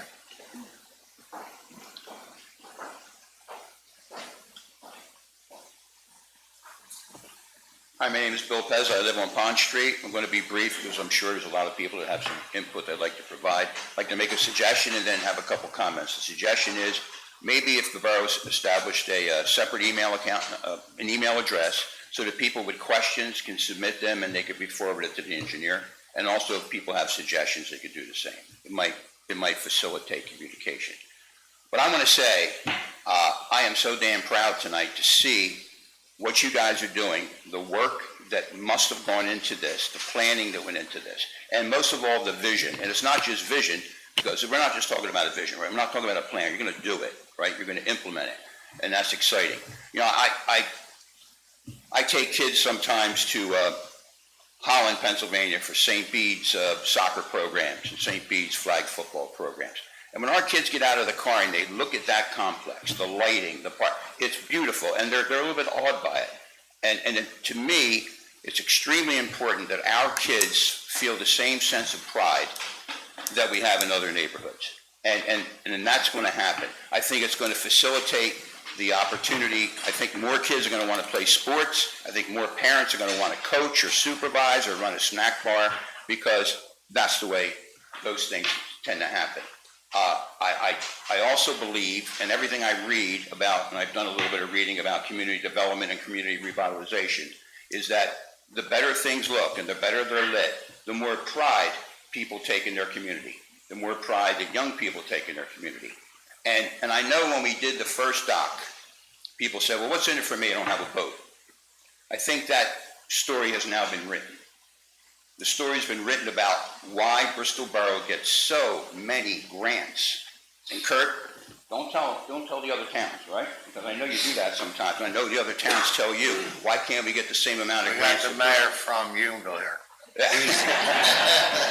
I don't want Debbie to go back.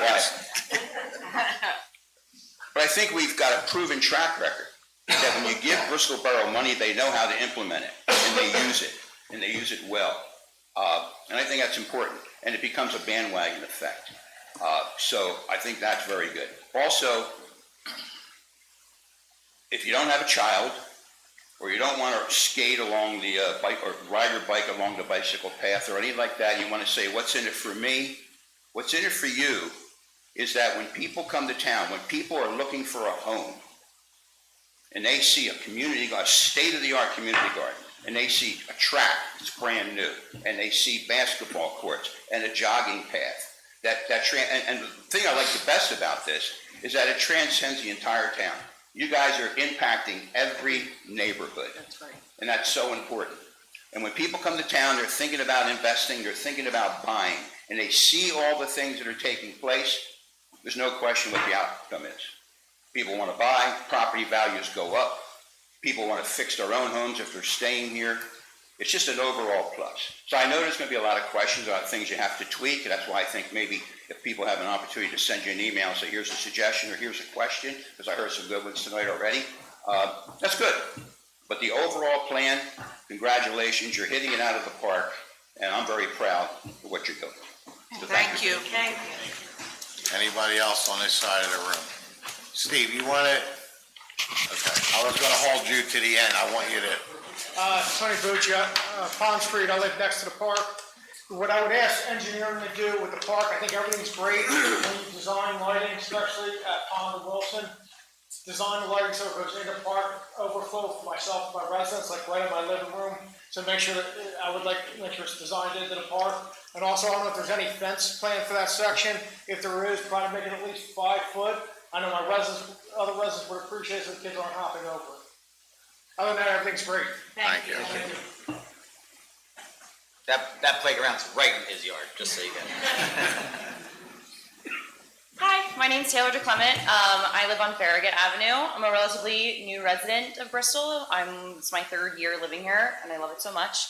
And love all of the plans. It's really exciting. Makes me excited about planting roots here and maybe buying a house, which is really cool. And I just wanted to say a couple of things about some of the recreational spaces.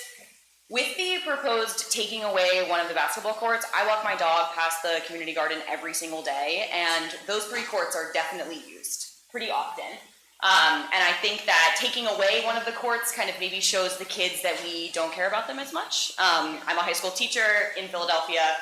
That's what the kids are going to think. And I see kids walking around all the time, which is amazing. I feel like I don't see kids walking around outside anymore. So it's really nice to see that here in our community. So I think we should try our best to prioritize the kids in this space too. Like somebody else said, we don't need that much parking for the community gardens as well, especially because we don't need really parking for the basketball courts because most of the kids walk there or ride their bikes. So I would also propose with that kind of like parking lot area that we could have a really nice like bike rack where kids could have their bikes and put locks on them as well to kind of like bring those spaces all together. That's something we did forget, but that'll be implemented. Thank you. Thank you. Thank you. Thanks for your input. Anybody else on this side of the room? Anybody on this side of the room want to speak?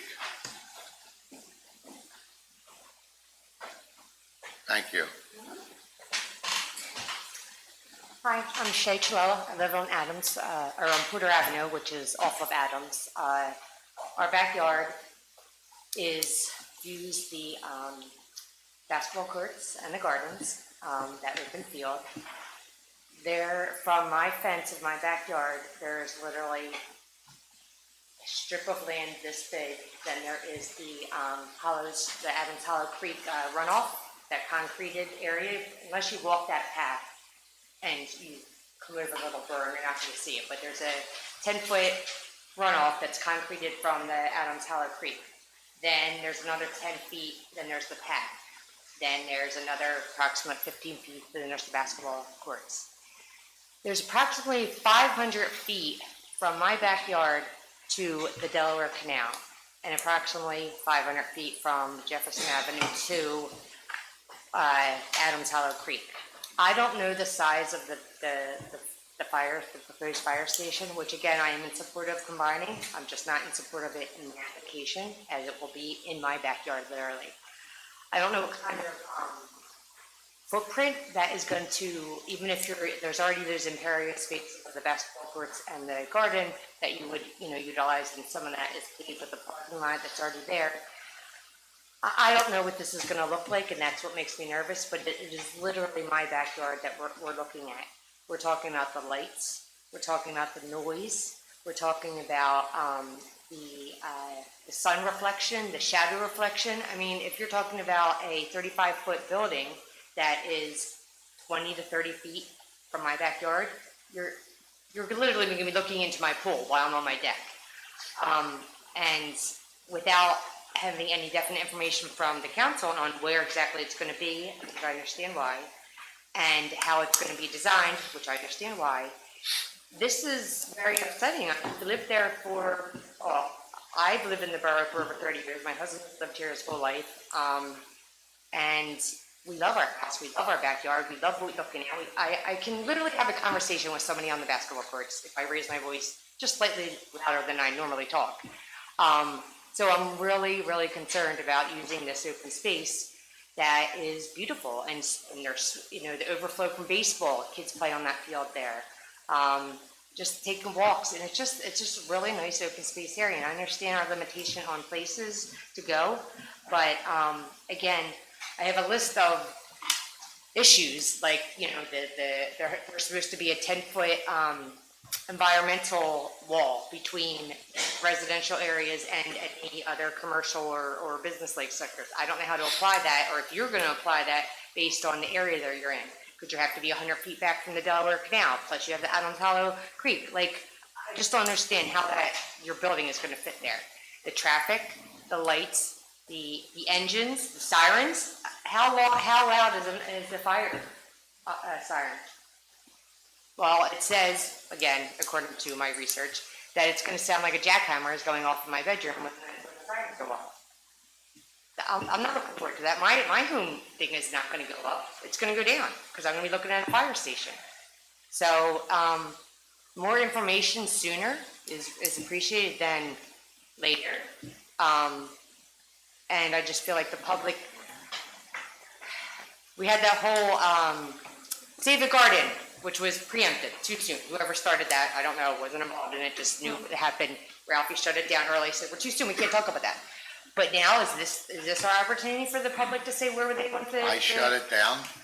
Yeah, remember you had the council meeting and it was like someone had organized the whole Save the Garden, there was a flyer that went out, it was on Facebook, and you were like, oh, it's too early, we can't talk about saving the garden, nobody's talking about moving it, and... Well, what I said from the beginning was if the garden's ever moved, there'll be another garden. Yes. And even better. Yes, but also about the location of the firehouse. It was too soon to say where it's going to go, and we're not going to make an appointment on it. So when is that discussion held? So let me just tell you, I don't pull any punches. Yeah. As far as I know, the firehouse is going there. And council is 100% committed to putting that firehouse where the basketball courts and the garden is. A couple people may be unhappy, but my job sitting here is to protect the residents of this town, and so does council. And when this fire, guys need to get out. If it's going out to Harriman, it's gonna save you or your kids or your grandkids that's in that house.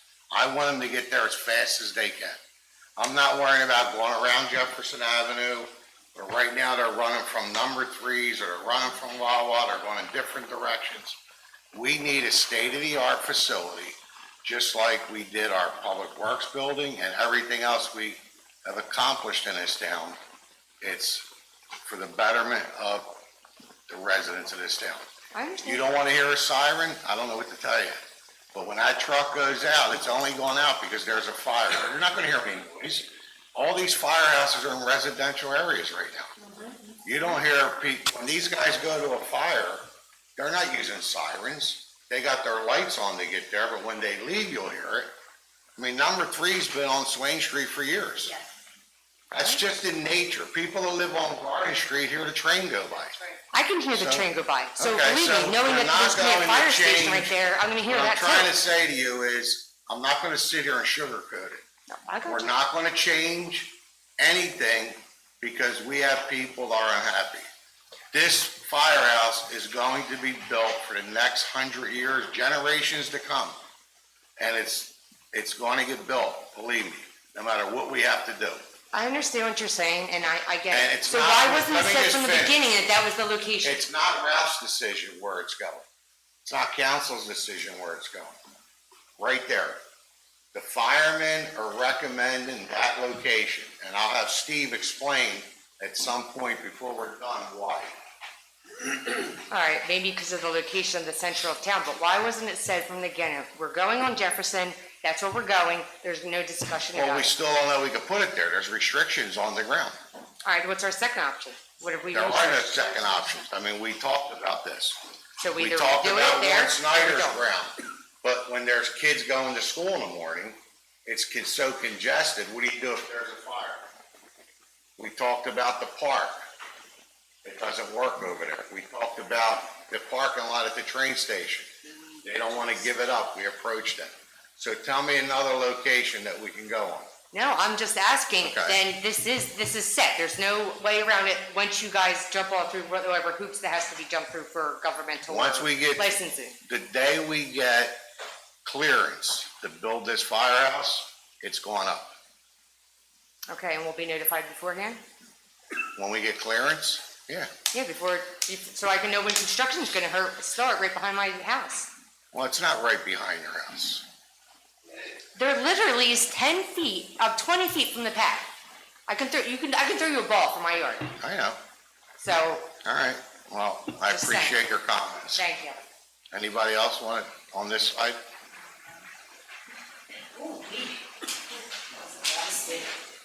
Hi, Denise Smith, I live on Garfield Street, and it's exciting to hear all of this. I grew up here, so, and I remember the basketball courts on the other side there, so. My question isn't about that, I just have 3. Is there an update on that building where Old Mill Run used to be? I see it. We wish. We wish. Well, just so you know, they had final inspections from the borough, so everything finally passed. They're waiting for state licensing now. Right. Is there a name for it, and is there applications or anything, or No. how do we, okay, all right. Anyway, the other question I had is, I live on Garfield, and there's that Hayes Street that I told you about, that stop that nobody wants to stop at. One day, it's gonna be tragic. So if there's anything you can do about that stop sign that everybody blows, and some people who live here in Bristol who think they're entitled, don't stop at lots of other stop We'll signs. have the But chief put a car out there for you. I said, you can make a lot of money. I mean, literally. I holler and everything. And my other question is, a friend of mine that I work with almost hit a couple of girls on those motorized, yes. Is there an ordinance or some kind of law that they should follow, just like cars do or something like that? Because she was just so upset about that. And I've seen a lot of them just not stop for anything, so that they don't get hurt and somebody doesn't mess up their car. Oh, one more thing. Is there going to be training for the crossing guards? Because I did when I was a crossing guard, was Officer Fate. And so anyway, thank you.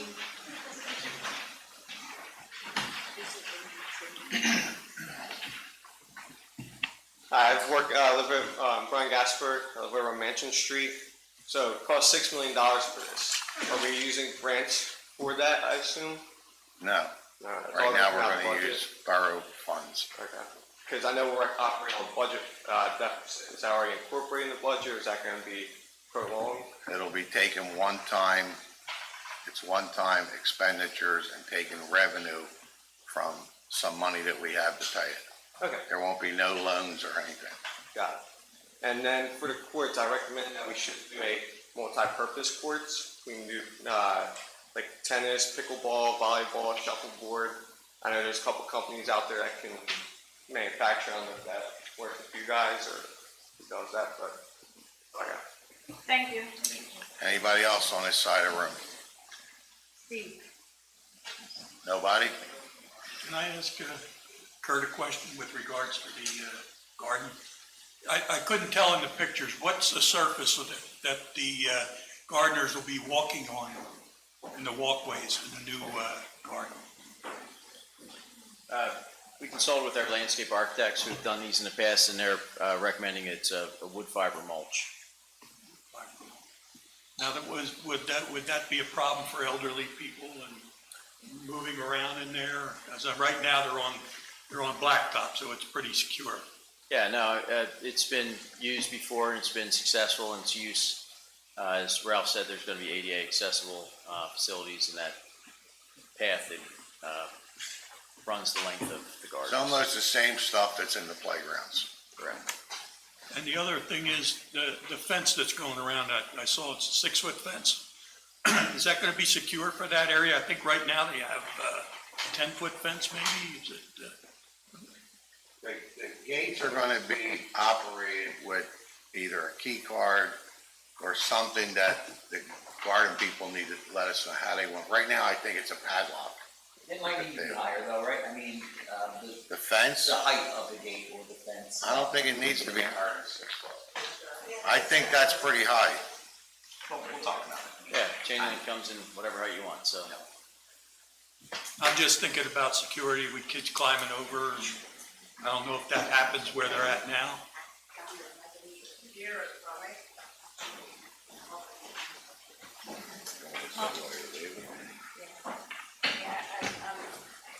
Betty's not feeling good, her sugar's dropping, so she's gotta leave. Take care. Thank you. Sorry, guys. There's candy in there. Yeah. Yeah. All right, anybody else on this side of the room? Anybody want me to come back to this side, or so nobody could? You wanna go to the podium? You wanna go to the podium and state your name?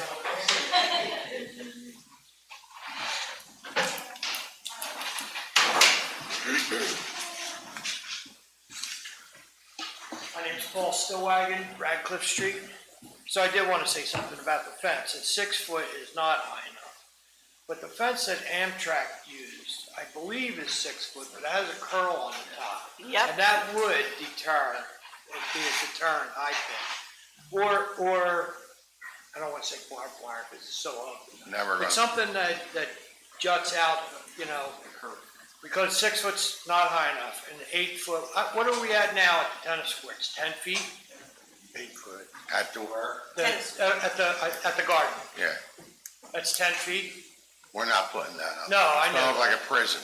I knew that. I So I'm think just a saying- black fence with the curl tops or something decorative is gonna look very nice. Okay, I'm just, yeah. Look, if somebody wants to get in, they're gonna cut like they did. Not somebody. They cut the We chain don't link care if fence. somebody's, the police will worry about that with the cameras on. It's the deer, and there are a lot of deer, and they will demolish a crop or crops in a day. The surface, I wanted to say something about the surface we have now.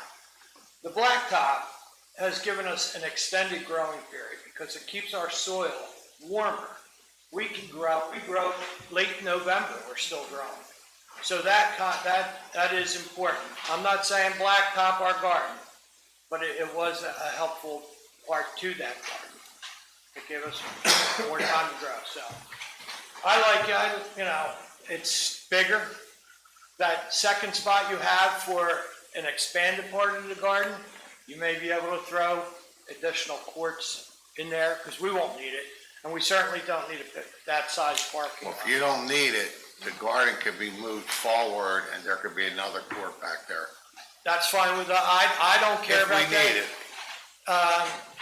The trees now could be an issue for us because if they shade our garden, that doesn't help us. So I'm sure a lot of trees, when you're thinking about taking down the trees, you might want to think about what we need. Well, I think they took everything you could think You of. taking all them trees out? No, into consideration. Oh, okay, good. We know you need sun Yes, we do, and water, and soil. and water. Thank you. Anybody else on this side of the room want to speak? So, anybody out in the hallway want to say anything? So Steve, why don't you just give us another wrap up of why we're moving in this direction? Because your opinion means more to this council than. So, good evening, Council President, members of council, mayor, and the residents of Bristol Borough. First, I want to thank Borough Council for their leadership and commitment to this project as we move forward. This has been a long process, as we all know, and tonight is a major step moving forward. I also want to speak directly to our neighbors from the gardening club and our recreation communities. We understand how important these spaces are. We're not here to take something away from you. We're here just to build something better. As this project moves forward, we want to create a space where the fire department, the gardening club, and our recreational programs can all stay connected to the community in a meaningful way. To speak to our neighbor that lives on Adams and Porter Avenues there was a study that was completed several years ago by the DCED. It was a fire protection study. It concluded that the best area would have been in the area of Washington and Dorrance Street. Again, another open space. I actually spoke to the individual who did that study, explained to him the most updated space that was going to be potentially used, and again, he thought it was a grand slam. So again, this comes right from the individual who conducted that study. Again, consolidation actually matters, right? A centralized firehouse means a faster response time, better staffing, better training, and a more sustainable future for our volunteers here in Bristol Borough. As I mentioned several years ago when I did a presentation to council, at the time it was $1.7 million to staff one fire engine 24 hours a day, 7 days a week, 365 days out of the year. $1.7 million. We don't have that money. Again, this project brings all four fire companies, each with over 100 years of history, 100 years of being in these neighborhoods to together deliver the best service possible. But as we talked a lot about recreation, and I'm just listening to the numbers here. You're talking about 2 to 5, and then now you're talking 5 to 12. The age groups that you're focusing on when it comes to recreation, which obviously very important. One of the most important things that I'm proud of, and our organization's proud of, is what we're doing with these kids. We're working with the school district and the academic oversight committee, getting into the high school, meeting these kids, and giving them positive ways to be a part of this community. We have a strong juniors firefighter program for 14 to 17-year-olds, and at 17 we send them to basic fire academy at no cost, giving them a real foundation for a future in the fire service, either in the volunteer side or the career. We're also working to develop a summer fire cadet program for youth ages 12 to 17. There's some money that's out there. I don't have any news on it just yet, but again, it's something that we were trying to work on in the beginning part of this year. And again, that's going to focus on building skills, discipline, and confidence in these young kids.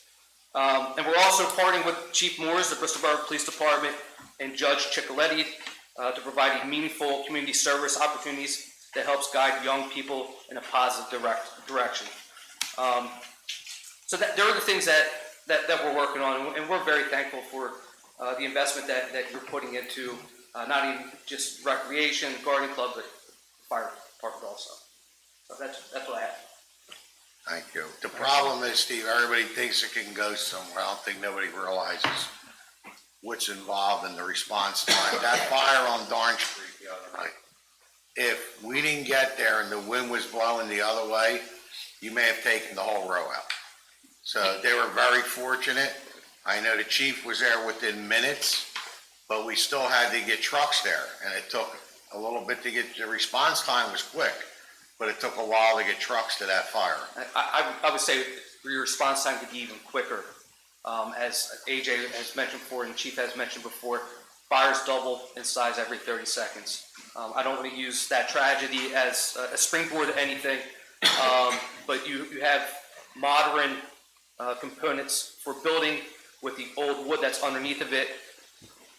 You have what you have. So every 30 seconds, a fire doubles. That's correct. So it shows you that the quicker you get somewhere, the better it is. Right. So that's why we're going to build you a firehouse. Okay. Anybody think that hopefully everybody's happy and the town should be happy. And like I said, Ralph, could I just say something before we conclude?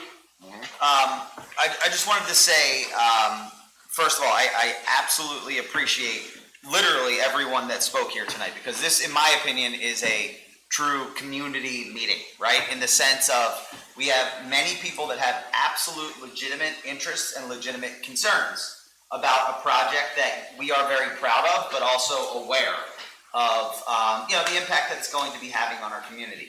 What I will say is that I want to first obviously thank Council President DiGiuseppe for all the work that he has led us on in this I second that. endeavor. I also want to thank many people, but specifically Donna McCluskey, who is a strong advocate for her position always, and we need that. I truly believe that. We need someone that's going to advocate in a borough like this for those open spaces, and we are well aware of those impacts. But we as council people have to weigh certain things, certain factors, right? And those factors are the impact it's going to have on our community for our entire community, right? And that is safety. Obviously, I would think all of us prioritize safety. And I'm not saying that the people that are upset about the firehouse, where it's going, don't prioritize that. I certainly understand what your concern is. But we have been advised, we've done the research to find out that the experts say this is the best spot. That makes it difficult for people on Porter Avenue. Absolutely does. And what I will say to you is what I said to Mrs. McCluskey almost 2 years ago. And that is when this was brought to the forefront about the possible location of where it would be and how it might impact the garden.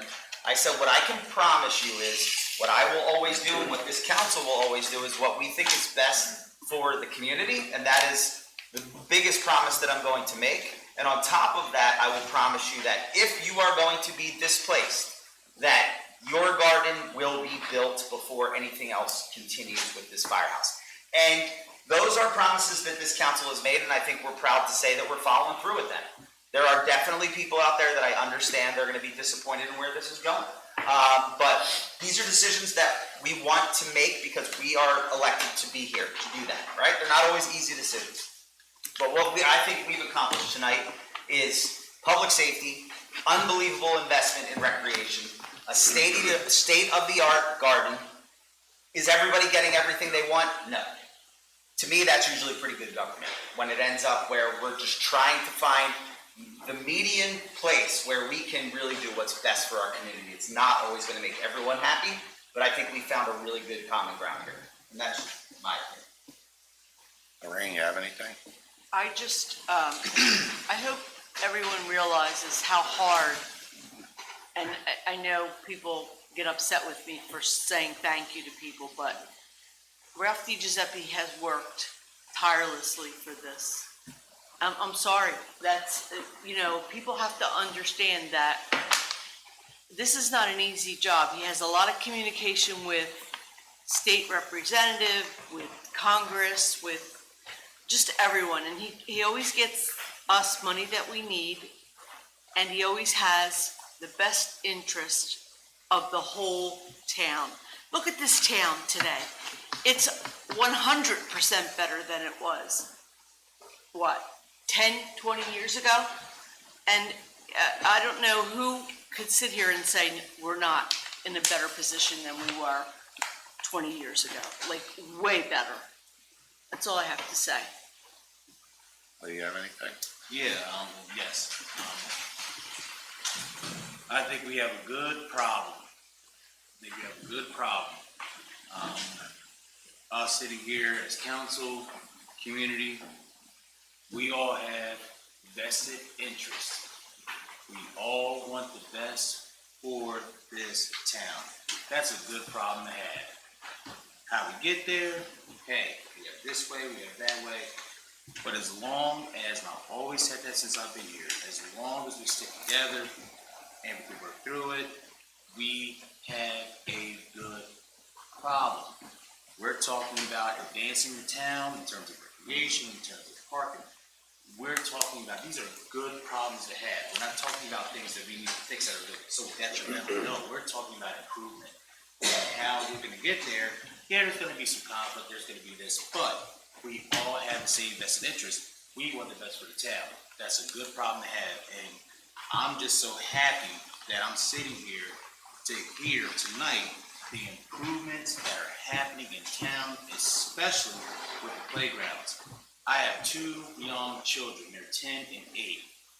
My sons are going to benefit from this project. And yeah, is it selfish? Absolutely is. But guess what? I'm proud of it. And so should you be. So, like I said, we have a good problem. We all have the same interest. We want the best for this town. What it looks like, how we're gonna get there, yeah, there's gonna be some discussion. But guess what? We all want the same thing. So the more we work together, and with differences aside, the faster we can get there. And that's all I have to say. Thank you. Brian? The quiet one. I'm very excited to actually see the parks and everything come together. Like everyone knows, like I help with, I run the basketball program. And when we brought those kids basketballs, to see the smiles on their faces, like I want to see what they smile like when they get new courts and new playgrounds. I'm sorry for the people that are upset for the relocation of the firehouse, but safety first, like in my mind always. But I'm excited in the way that we are going. Thank you. Maria, you have anything? All I want to say is just thank you, Ralph, for leading us.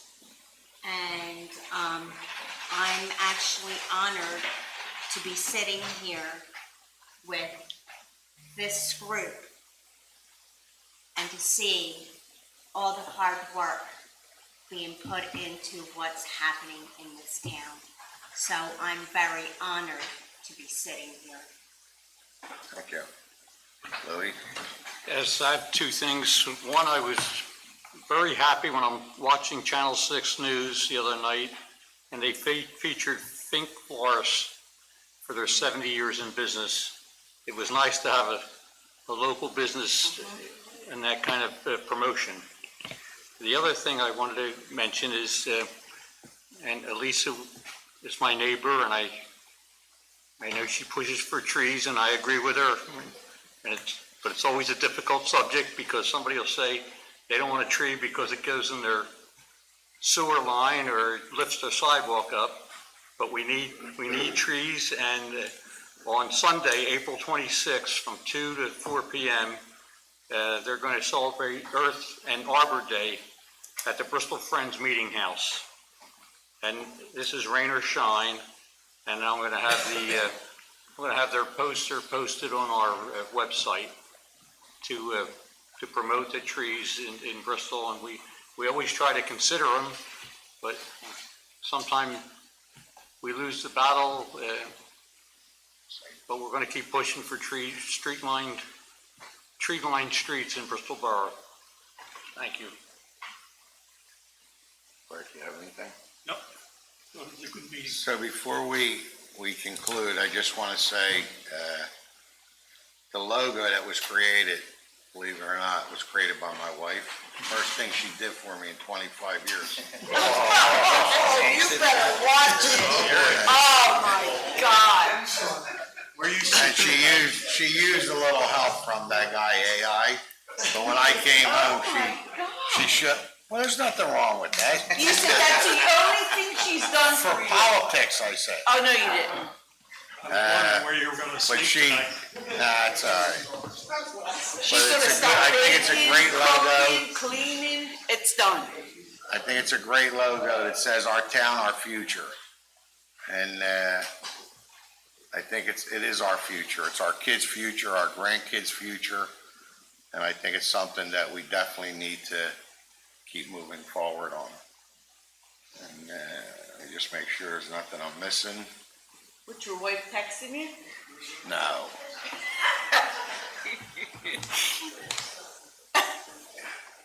Just don't want to miss anything.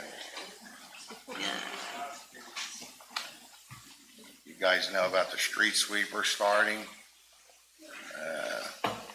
There'll be a grace period for what, a week or two? 2 weeks. 2 weeks before we don't want to give tickets. We want to keep the streets clean, so move your vehicle. And I want to thank the people that ran the pub crawl. It was an outstanding event that day. Karen Dobson's, her team did an outstanding job, and the people that ran it. Chief, you'll have a wrap-up meeting with them, hopefully, and. Can I say something? Sure.